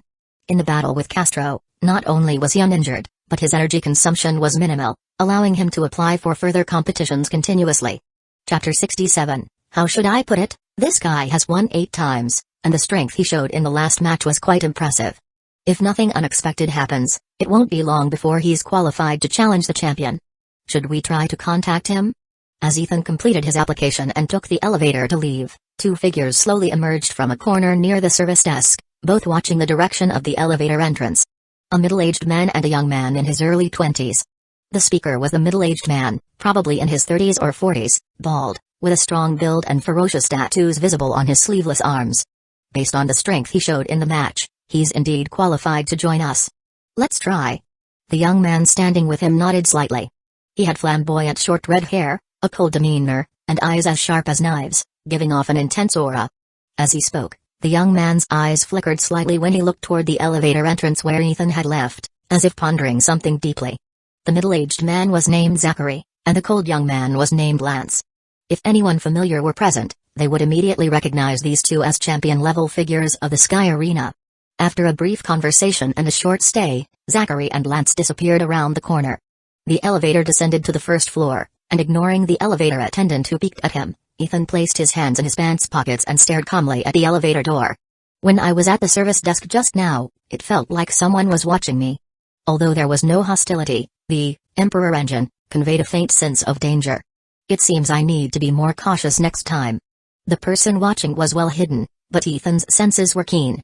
When he submitted his application at the service desk, he sensed someone hiding in the shadows. But since the observer didn't make themselves known, he pretended to remain unaware. For someone lurking in the dark, caution is crucial, especially if the danger sensor of the Emperor engine is triggered. Ethan pretended not to notice to avoid alerting anyone. Ding. After contemplating, the elevator reached the first floor. Ethan immediately walked out with a normal expression, quickly finding Lisa and Mia waiting for him. With smiles, Ethan and the 2 women left the Sky Arena together in a relaxed manner, preparing to celebrate his victory in today's match.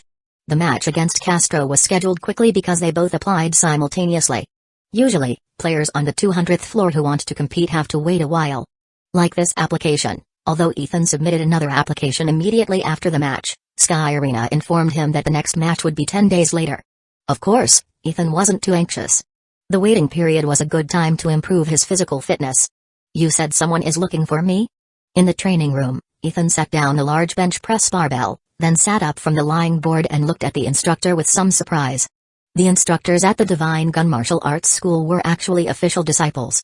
These individuals were recruited by Ethan to help run the school. After all, his focus was on training, and he didn't have the time to train students personally. Therefore, if students were talented and qualified, once they reached a certain level in the spear fist style, Ethan would confer with Mia to promote them to official disciples and employ them as instructors. Yes, Deputy Head, and I recognize the visitor. He's a champion from the Sky Arena, named Lance. The instructor nodded quickly, carefully informing Ethan of the visitor's identity. A champion from Sky Arena is definitely a big deal for the people living in this city. If people like Ethan and Castro are star players in Sky Arena, then the champions are like superstars. Whenever a champion challenge occurs, or a new champion emerges, it creates a big buzz in the city. Especially in various martial arts schools, they make sure to understand each champion's character in detail. On one hand, this prevents anyone from provoking a champion-level figure, avoiding potential disaster, and on the other hand, it serves as motivation. The more you understand, the more you recognize your weaknesses and push yourself to get stronger. After hearing the instructor's explanation, Ethan's eyes narrowed slightly, finally understanding why the visitor interrupted his training. A champion visiting is something to be cautious about. At least for the instructors at the martial arts school, Lance is a significant figure. Lance, the champion? Ethan mused, touching his chin thoughtfully. He naturally had a certain understanding of the champion-level figures at the Sky Arena, having lived there and participated in the arena. If he recalled correctly, Lance was a new champion from about 6 months ago. However, Ethan was puzzled. He and Lance had never had any contact, being complete strangers. The sudden visit was naturally intriguing. Suddenly, Ethan's mind shifted to the eyes he sensed watching him at the Sky Arena's reception desk the previous day.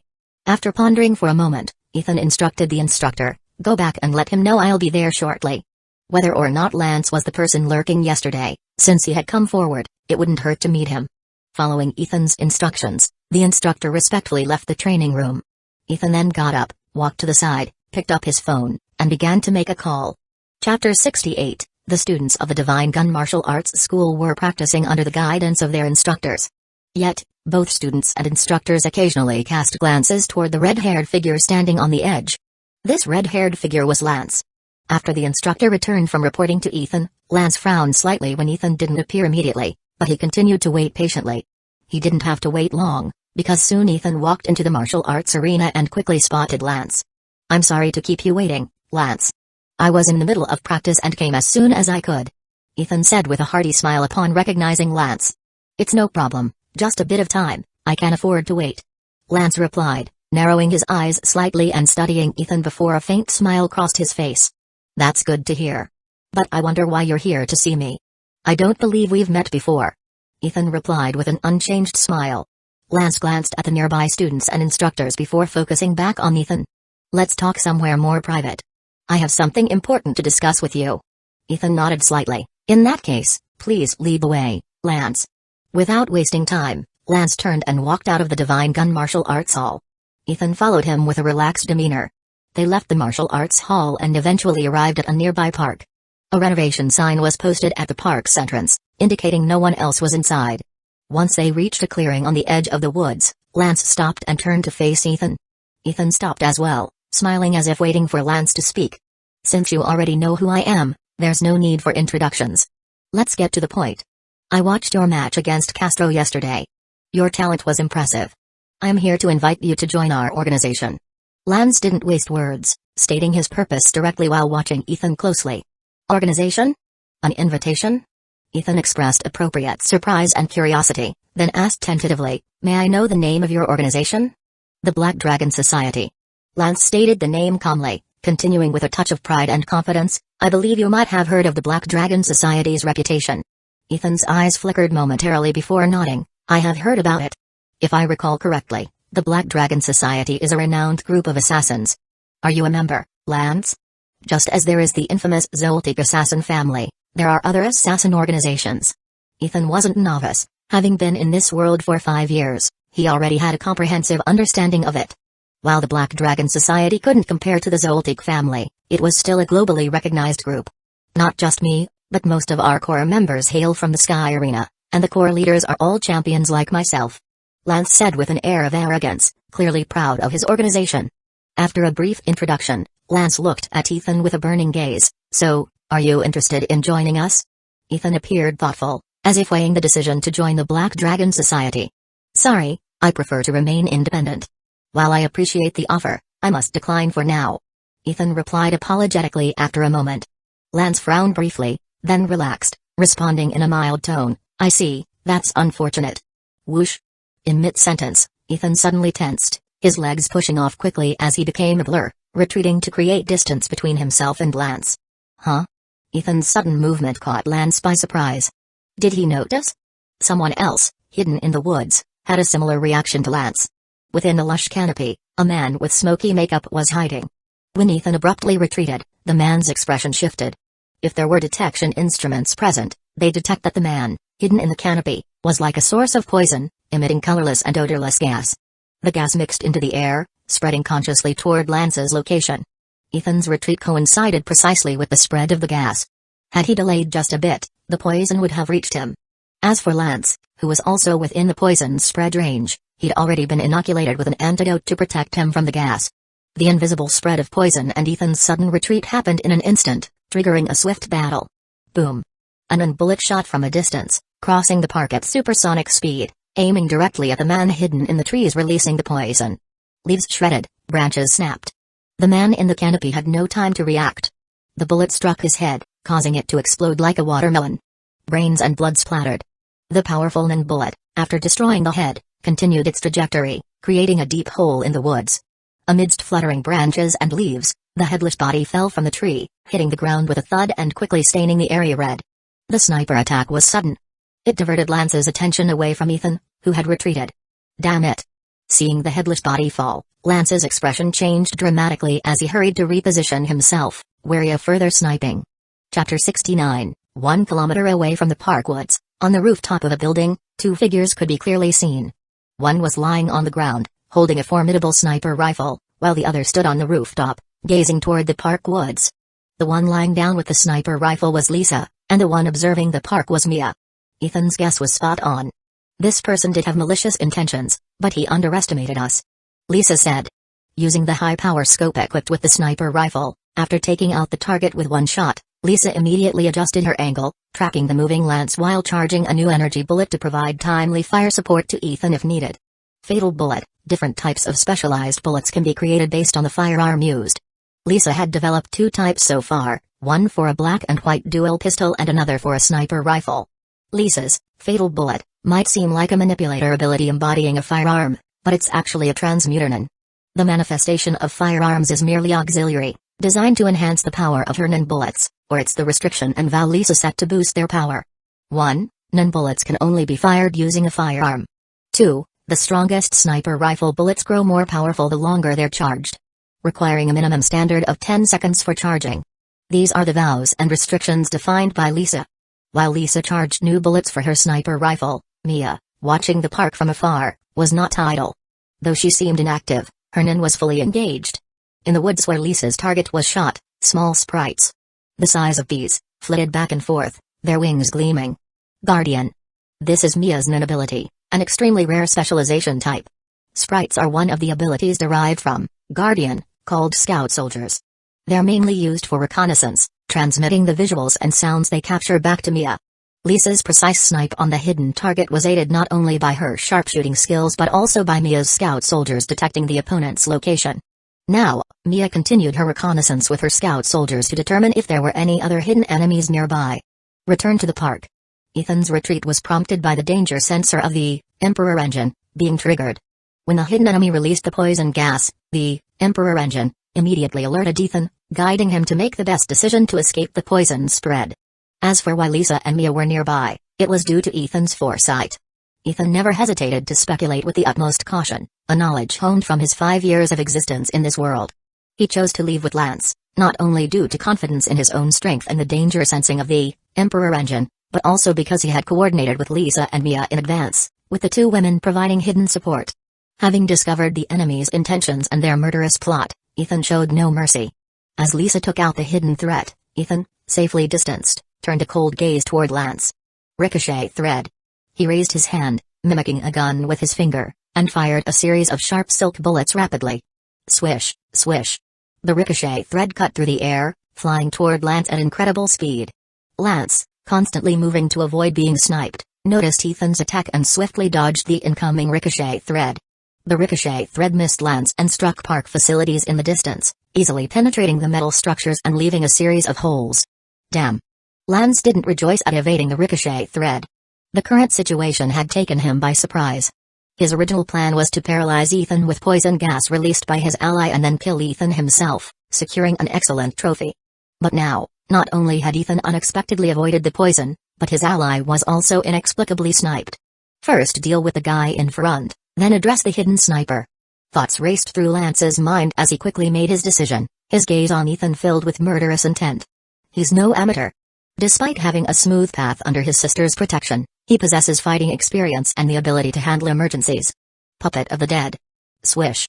NAN activated, and two eerie figures emerged from Lance's body, one on each side, as if he had performed a cloning technique. Pale faces, dark eyes, indifferent expressions. The figures were not real clones but two spectral entities, one male and one female. Their appearance was bizarre, resembling fierce ghosts from Ethan's past life.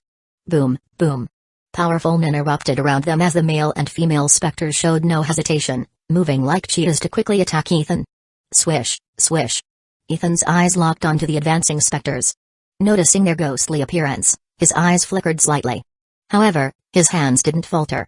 He continued his threat attack, while his other hand joined in, mimicking holding a gun with both hands to rapidly shoot a stream of bullets.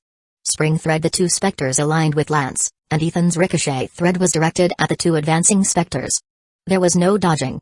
Whether to shield Lance or for another reason, the two specters faced the incoming ricochet thread head-on, crossing their arms to protect their heads. Chapter 70, Bang, Bang, Bang. A series of bullet threads carrying immense impact struck the bodies of the two specters and the arms shielding their heads.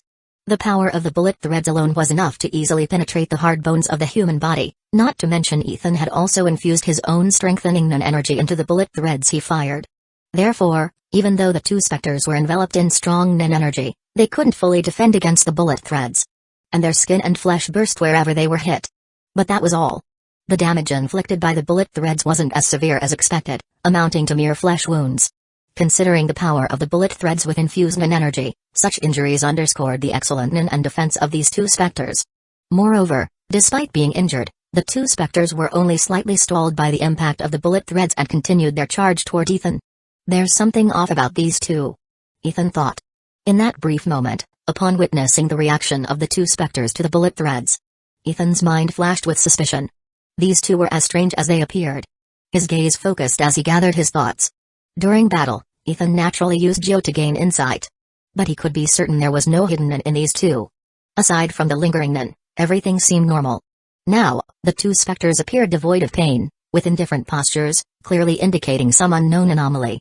As Ethan processed these thoughts, the two specters, riddled with bullet crater wounds on their bodies and arms, continued to charge at him. Their attack was relentless and well coordinated.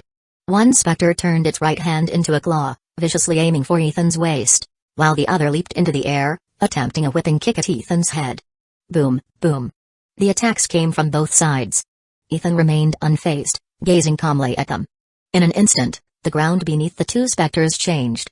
Two thread guns, crafted from a multitude of silk threads, burst from the ground, their spear-like tips aimed ruthlessly at the crotches of the two specters. Brutal and merciless. The terrifying aspect emerged. The nun energy infused in the thread guns clashed fiercely with the aura surrounding the crotches of the two specters.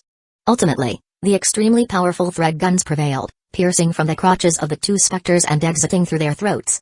Even after penetrating their bodies, the thread gun's power remained undiminished, rising further and interspersing the two specters in midair. How can this be? From a distance, Lance felt as if he'd been struck hard upon witnessing the scene, his eyes widening and his face displaying horror and disbelief. Corpse puppet of the dead, this was his nun ability. By using the deceased as materials, he could transform the corpse into a puppet, known as a corpse puppet, which retained the basic nun of the deceased. The so-called basic nun excludes nun abilities, merely consisting of aura and potential energy. Although Lance had imposed restrictions and vows to develop Corpse Puppet of the Dead, he compensated for it in other ways. Corpse Puppet of the Dead has 4 restrictions and vows. 1. The deceased must be someone he killed. 2. The deceased must be fresh, meaning the death time should not exceed an hour when undergoing transformation. 3. The maximum number of puppets is 2. 4. Puppets are not afraid of injury, but they have durability. Each time they take damage, durability decreases until it reaches 0, leading to true death. While the last 3 restrictions and vows seem formidable, Lance found a loophole in the first one. Indeed, the target must be someone he kills, but he could have someone else severely injure the target, allowing him to deliver the fatal blow. This is how Lance obtained his current 2 puppet corpses. When alive, their strength was superior to Lance's, but he managed to kill them after they were severely weakened by someone he enlisted. Even though the puppet corpses can't use nun abilities, their basic nun remains, making Lance's 2 puppet corpses nearly as powerful as first-class nun users. This is why he confidently regarded Ethan as prey, even after witnessing Ethan's easy victory over Castro. As for why he still targeted Ethan despite having a full set of puppet corpses, the reason lay in the 4th restriction and vow. His 2 puppet corpses had minimal durability left and needed replacement.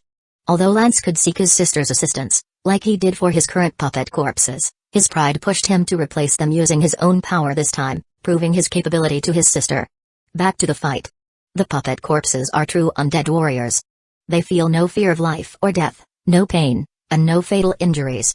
As long as the body isn't utterly destroyed or durability exhausted, the puppet corpses can continue fighting.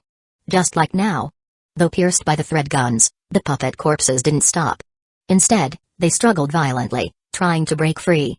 However, even without further intervention from Ethan, it was clear it would take some time for the puppet corpses to free themselves. You won't die this way. It seems like these 2 are puppet-like beings. Ethan observed the struggling puppet corpses. His gaze didn't linger long, quickly shifting to Lance in the distance.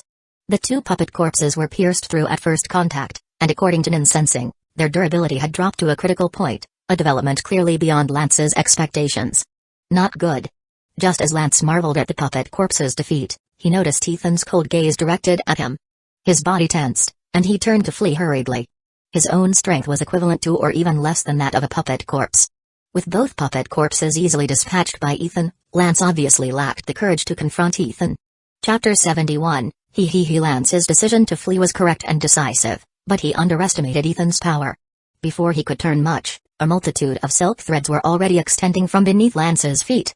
Much like the thread gun attack that eliminated the two puppet corpses, Ethan had silently laid a field of threads underground. Double dragon strangulation. The silk threads intertwined and combined, transforming into two lifelike dragon-shaped threads in an instant. The two dragon-shaped threads, about the thickness of an arm, coiled around Lance's legs, one on the left and the other on the right, then spiraled upward, attempting to restrain his entire body. "Get off me."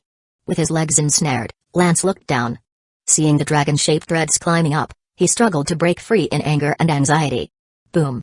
Then energy erupted, displaying strength. And Lance used all his physical strength to try breaking the two dragon-shaped threads. However, the toughness of the dragon-shaped threads exceeded Lance's expectations. Even if they broke, it was only by 1/3 at most. Moreover, new threads immediately extended out, maintaining the state of the dragon-shaped threads. Failing to break free, within a short breath, the two dragon-shaped threads completely restrained Lance. The silver-white dragon bodies, like hemp ropes, tightly entwined his hands and feet, and the raised dragon heads appeared on both sides of Lance's head. However, the dragon heads did not attack, stopping once the binding was complete. Bang! With his hands and feet tightly bound, Lance lost his balance, stumbling backward and falling to the ground in a rather undignified manner. At that moment, a spider thread shot out, connecting to the dragon-shaped thread and trapping Lance, then contracted and pulled, hoisting Lance into the air. The direction of the pull was precisely where Ethan was standing in the distance. Using the Emperor engine as an early warning, after confirming there was still danger in the area, Ethan naturally avoided entering, instead pulling Lance out. Plop. After a swift pull, Lance landed directly in front of Ethan. "Don't kill me, my sister is the president of the Black Dragon Society." Seeing Ethan's cold gaze fixed on him, Lance immediately felt a chill sweep through his body and hurriedly shouted. Ethan paused. "Sister? This guy is the brother of the president of the Black Dragon Society? And the president is a woman? So what?" In just a brief moment, Ethan regained his composure and replied coldly. Not only did he not stop, but he quickly extended the threads, further sealing Lance's mouth, preventing him from speaking further. If he didn't kill Lance directly, it wasn't because of mercy or fear of what Lance had just claimed about his sister being the president of the Black Dragon Society. Ethan was simply preparing to extract more information about the Black Dragon Society from him. The conflict had escalated, making it clear that he and the Black Dragon Society were now adversaries. Facing such a powerful assassin organization, gathering intelligence was crucial. "No, please spare me. My sister won't let you get away with this." Ah. In an abandoned warehouse, the screams continued for a long time before finally falling silent. Turning on the faucet, water flowed rapidly. Ethan stood in front of the sink, expressionless, washing the blood from his hands. Trouble seems to find you no matter what. Even if you don't seek it, it comes your way. Behind Ethan, Lisa leaned against the wall, arms crossed, speaking calmly. "Who says it isn't?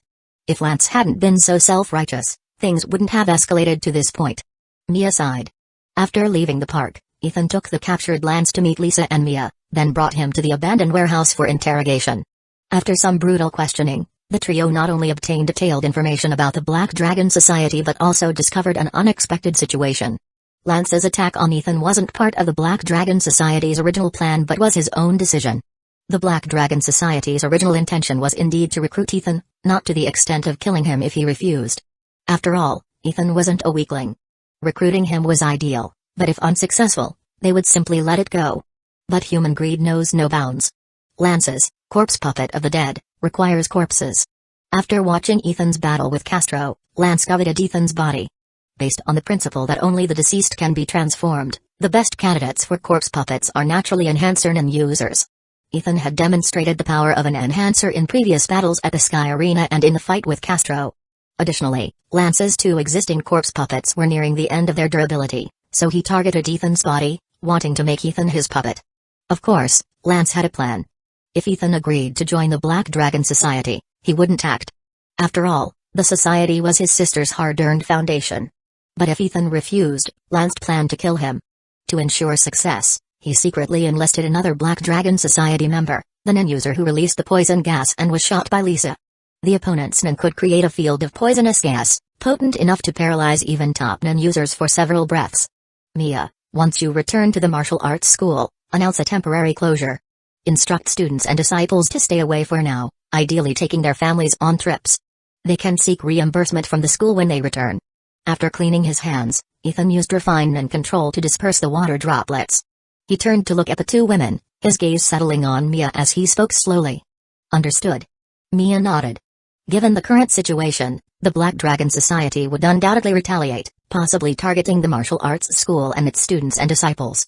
This wasn't only because Ethan and Lisa had killed two Black Dragon Society members, but also due to Lance being the brother of the society's president, a close sibling. Killing someone's brother, especially one with a strong sibling bond, would undoubtedly provoke a response from the Black Dragon Society. Thus, temporarily clearing the martial arts school was a necessary precaution for safety. Chapter 72. As for why Ethan didn't let Lance go, seeking an opportunity to resolve the conflict with the Black Dragon Society, Ethan was not one to bend under pressure. He could endure hardship, but he wouldn't compromise his principles. Not to mention, releasing Lance didn't guarantee that the Black Dragon Society wouldn't pursue the issue.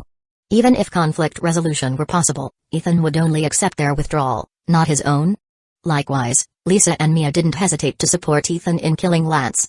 The relationship among the three had long been one of shared honor and disgrace. Even if the conflict wasn't initiated by the other side, with their bond, no matter what choice was made, the other two would fully support it. They were true partners, trusting and relying on each other. Do you want to strike first to gain the upper hand? Lisa asked, a cold light in her eyes.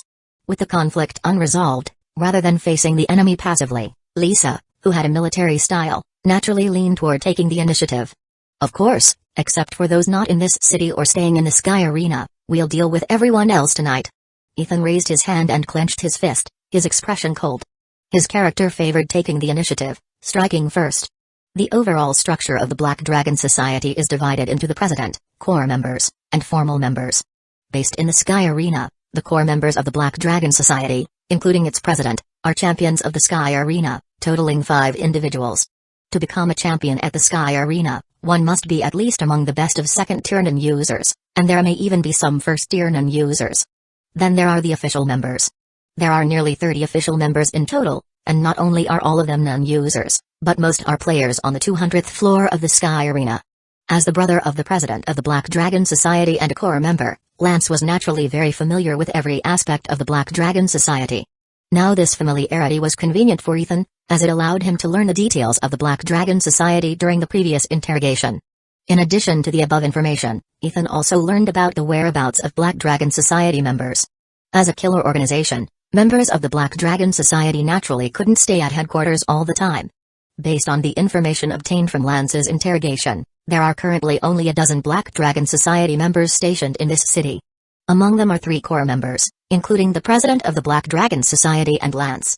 Of these stationed members, 6 reside in the Black Dragon Society headquarters at the Sky Arena, while the other 7 or 8 live elsewhere in the city.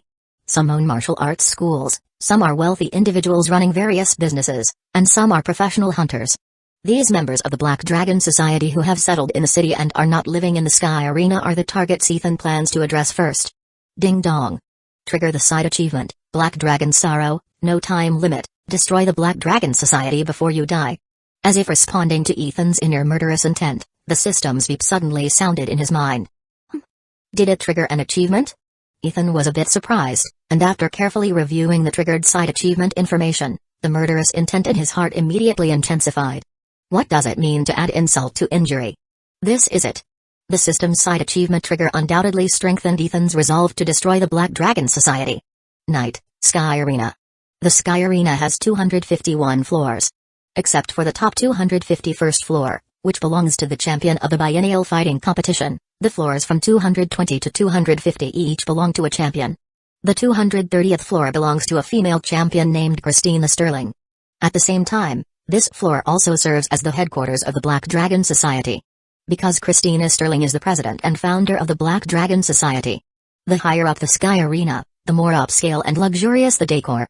Although the 230th floor underwent some renovations since becoming the Black Dragon Society's headquarters, its luxurious style remained unchanged. Especially Christina's living quarters, which are exceptionally luxurious and elegant, with many accessories that are precious antiques. Wearing a purple cheongsam that accentuates her commanding figure, with wavy red hair cascading down, Christina lazily reclines on a plush sofa, her long legs crossed, exuding infinite charm and fatal allure with every move. Unfortunately, in the room, apart from Christina, only her assistant Sandy was present, missing the chance to appreciate this allure. Currently, the organization's development is hampered. On one side, there's competition from peers, and on the other, limitations within our organization's capabilities. Sandy is a young woman with a delicate face, still bearing traces of youth, suggesting she might not yet be an adult. However, standing opposite Christina, when she reported matters with her documents, she behaved with exceptional maturity, leaving no ambiguity. It's not easy to break through these current constraints. Competition from peers is secondary, the key lies in our own capabilities. The next step in the organization's development is to temporarily slow down. Time passed, and after Sandy's report, Christina took out a pack of women's cigarettes and began smoking, slightly parting her red lips to exhale hazy smoke, speaking faintly. In fact, given our organization's current development, it can already be considered quite outstanding. Those killer organizations more powerful than us often have been building for generations to reach that point. In contrast, the president has brought the organization to its current level in just a few years, which is enough to make many feel ashamed. Sandy adjusted her glasses, speaking with great respect. He he he. Christina chuckled softly, leaning back, appearing even more languid and alluring. Creating the Black Dragon Society is testament enough to Christina's ambition. However, despite her ambition, she maintained a calm sense of realism. The Black Dragon Society's achievements were indeed impressive, but Christina hadn't become arrogant because of them. Instead, she remained cautious at heart. Chapter 73, The World is Vast and Dangerous. The Black Dragon Society seems to be thriving, but one wrong move could lead to its instant destruction. After reaching the limit of current development, Christina wisely chose to halt expansion rather than recklessly continue. By the way, where's Lance? I haven't seen him today. The lady's cigarette in her hand was half burned as Christina extinguished it in the ashtray beside her. Her eyes wandered, settling on Sandy across from her. Speaking of her younger brother, Christina felt a warmth in her heart. Her parents had died early, and Lance was her last family member, her only soft spot. Similarly, Lance respected his sister deeply. No matter how busy he was, he would always find time to visit her daily. Sandy paused for a moment, then replied truthfully, Mr. Lance took on the task of recruiting new members. As Christina's assistant, many organizational matters passed through Sandy's hands, and she even had the authority to handle many minor affairs independently. For example, the recruitment of new members. Unless it involved a champion-level figure, Sandy had the authority to manage it herself. This also demonstrated Christina's great trust in Sandy. But before she finished speaking, Sandy abruptly stopped. She had thought Lance left the Sky Arena in the morning to recruit new members, but it was already evening. By now, Lance should have returned. For a moment, cold sweat trickled down Sandy's face. Her sudden silence caused the laziness on Christina's face, who was reclining on the sofa, to gradually dissipate. She stared directly at Sandy and said, recruiting new members? Who is it, and why was Lance responsible for this task? Lance took on the task himself. The recruit is a player on the 200th floor of the arena, named Ethan. I heard he possesses considerable strength and potential. Sandy quickly relayed what she knew. She was well aware of the president's affection for her brother. Just like Lance's two puppet corpses, they were two commanders led by the president to assist Lance in his hunts. What Christina cared about was not who the recruit was, but why her brother took on the task of recruiting new members. Normally, he wouldn't pay attention to such tasks unless. Thoughts raced through her mind, and an uneasy feeling arose within Christina. Hand me my phone. Christina maintained her composure, gesturing to Sandy. Sandy quickly stepped forward and handed the phone she had set aside to the president. Toot toot. Christina dialed her brother's number, but no one answered. Her expression gradually grew serious. In 1 hour, I want Lance in front of me. Christina's demeanor shifted, reminiscent of a beast awakening from slumber, her gaze falling on Sandy like a blade. Sandy's delicate body trembled slightly, and she nodded hastily with a pale face. Yes, President, don't worry. I'll send someone to find Mr. Lance immediately.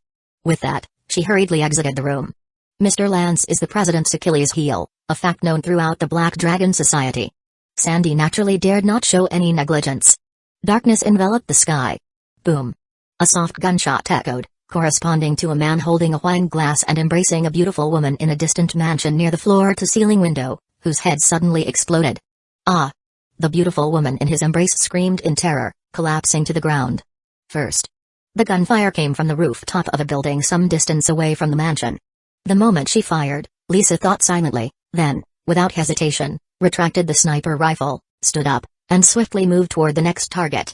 Outside the Sky Arena, B-sized scout soldiers roamed around every entrance and exit of the Sky Arena under the natural cover of night.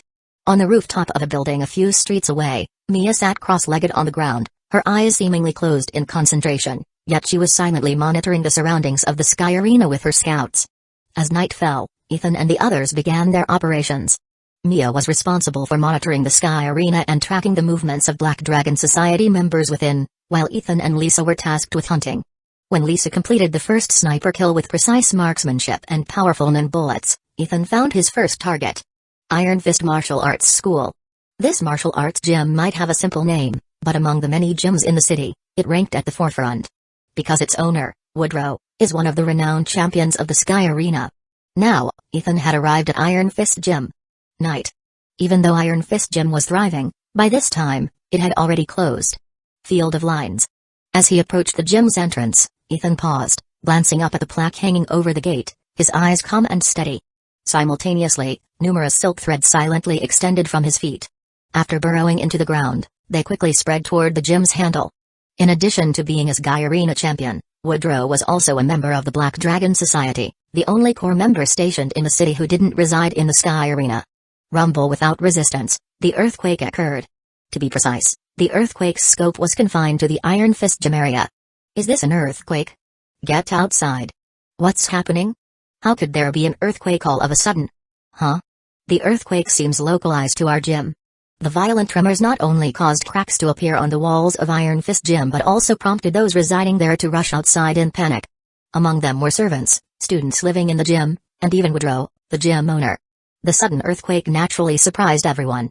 But after exiting the gym, someone soon noticed something unusual.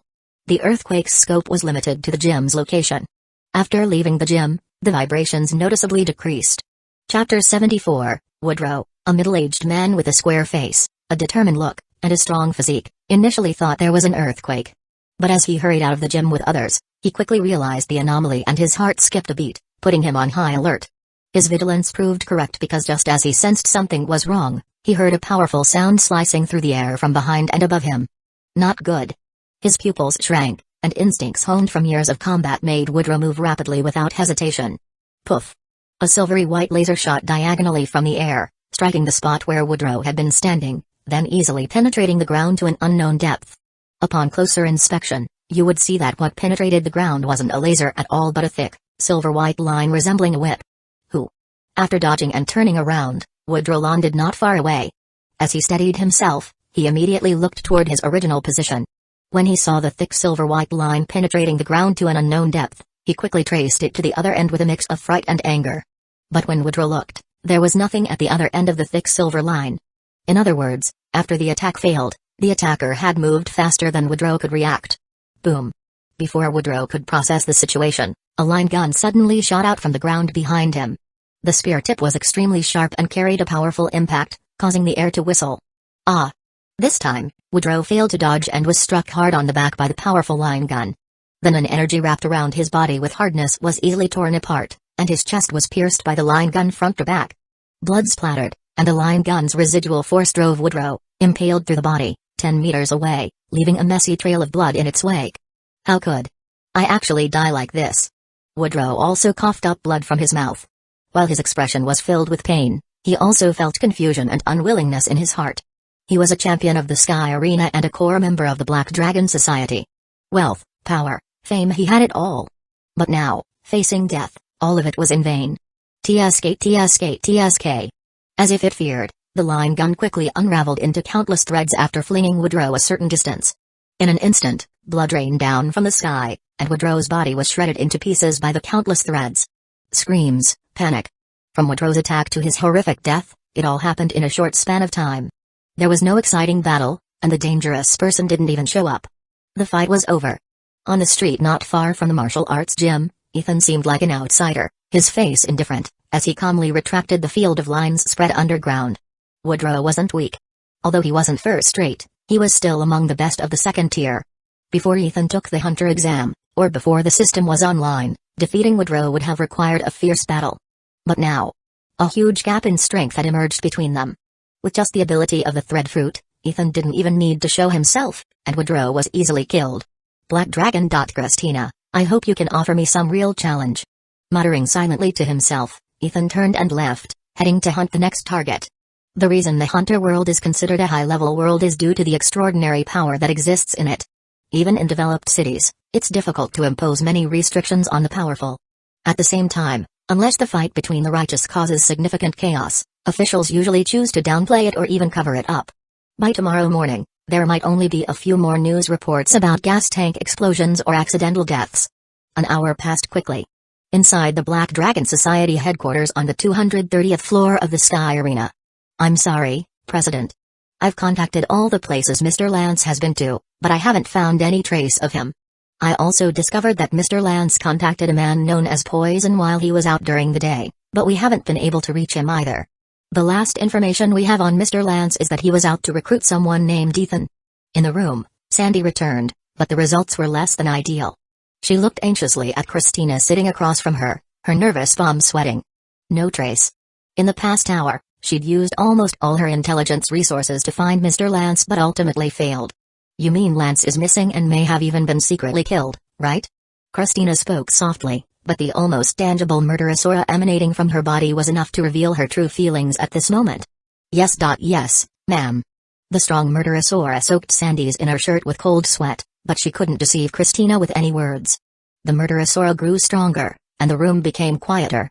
Sandy seemed to hear her own heartbeat, and it felt as if she were facing a terrifying black dragon, filling her with a sense of insignificance. Go find this person named Ethan. After a while, the powerful murderous aura suddenly disappeared, and Christina's voice sounded again. Sandy quickly looked up to see Christina, who seemed to have returned to her usual relaxed demeanor. But Sandy dared not relax because of this and instead grew even more nervous. Yes, ma'am, I'll go right away. She hurriedly left the room again. Chapter 75, Poison User. Ethan. Lance, I know you've always wanted to prove yourself to me. You must have had your eyes set on Ethan, right? You sought out the poison user just to be certain, so don't let your sister down. In the luxurious and elegant room, whispers and murmurs echoed faintly. Christina used her slender fingers to wipe away the tears that unconsciously flowed from the corners of her eyes, her expression a mix of a smile and a frown, a look that seemed like crying but not crying. She knew her brother's character too well, and precisely because of this, Christina had already guessed a result she couldn't accept. Time passed slowly, and Sandy returned quickly. President, it's Sandy. I have something important to report. Sandy's anxious shouts came from outside the door. Come in. Is there any news from Lance? All emotion immediately vanished from Christina's face. As Sandy hurried into the room, Christina asked eagerly, still holding on to hope. She thought Sandy's urgency meant they had found her brother. No, the organization was attacked.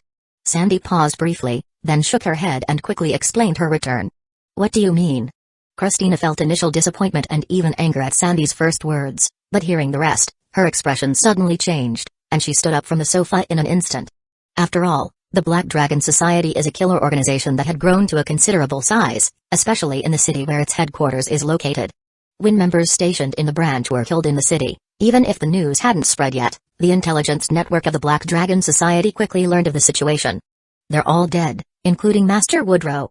Except for the Sky Arena, other members of our organization within this city have been attacked and killed. When Sandy delivered this news with uncontrollable panic, the room fell into an eerie silence. Across from her, Christina's expression shifted rapidly from anger to shock. Her chest heaved violently, and her eyes turned red not from sadness, but from intense anger. With 7 or 8 members, including a core cadre, killed in the city, this was undoubtedly a heavy blow to the Black Dragon Society. Investigate immediately, mobilize all intelligence resources to find the perpetrator. We need to know their whereabouts, identity, numbers, everything. Also, summon everyone else to the conference room immediately. And remind them not to leave the Sky Arena rashly. Though filled with anger, Christina wasn't blinded by it. She gritted her teeth and spoke loudly. To have killed so many members of the organization at once, the perpetrator was certainly no ordinary person. Christina refrained from acting rashly, opting to first understand the situation and instruct the remaining members to stay within the Sky Arena. The Sky Arena's global fame as a fighting mecha is backed by a powerful official presence, namely the V5. Just as Christina chose to place the Black Dragon Society's headquarters in the Sky Arena, Ethan also avoided the Sky Arena. Unless acting in desperation or recklessness, no one typically causes trouble in the Sky Arena, as this would provoke the V5. In essence, the Sky Arena is a safe zone. What's the situation? On the rooftop of a building outside the Sky Arena, Ethan, Lisa, and Mia regrouped after completing their hunt. Looking toward the Sky Arena not far away, Ethan turned to Mia and asked. There are people coming and going, but none of the official members or core cadres of the Black Dragon Society have been seen. Mia replied softly. During the night's hunt, she was responsible for monitoring the Sky Arena. If any members of the Black Dragon Society emerged, she would immediately contact Ethan and Lisa to adjust their strategy. Did you not discover them, or did they not act rashly after being discovered? Lisa was sweating profusely, appearing tired yet still spirited. She couldn't help but express surprise upon hearing this.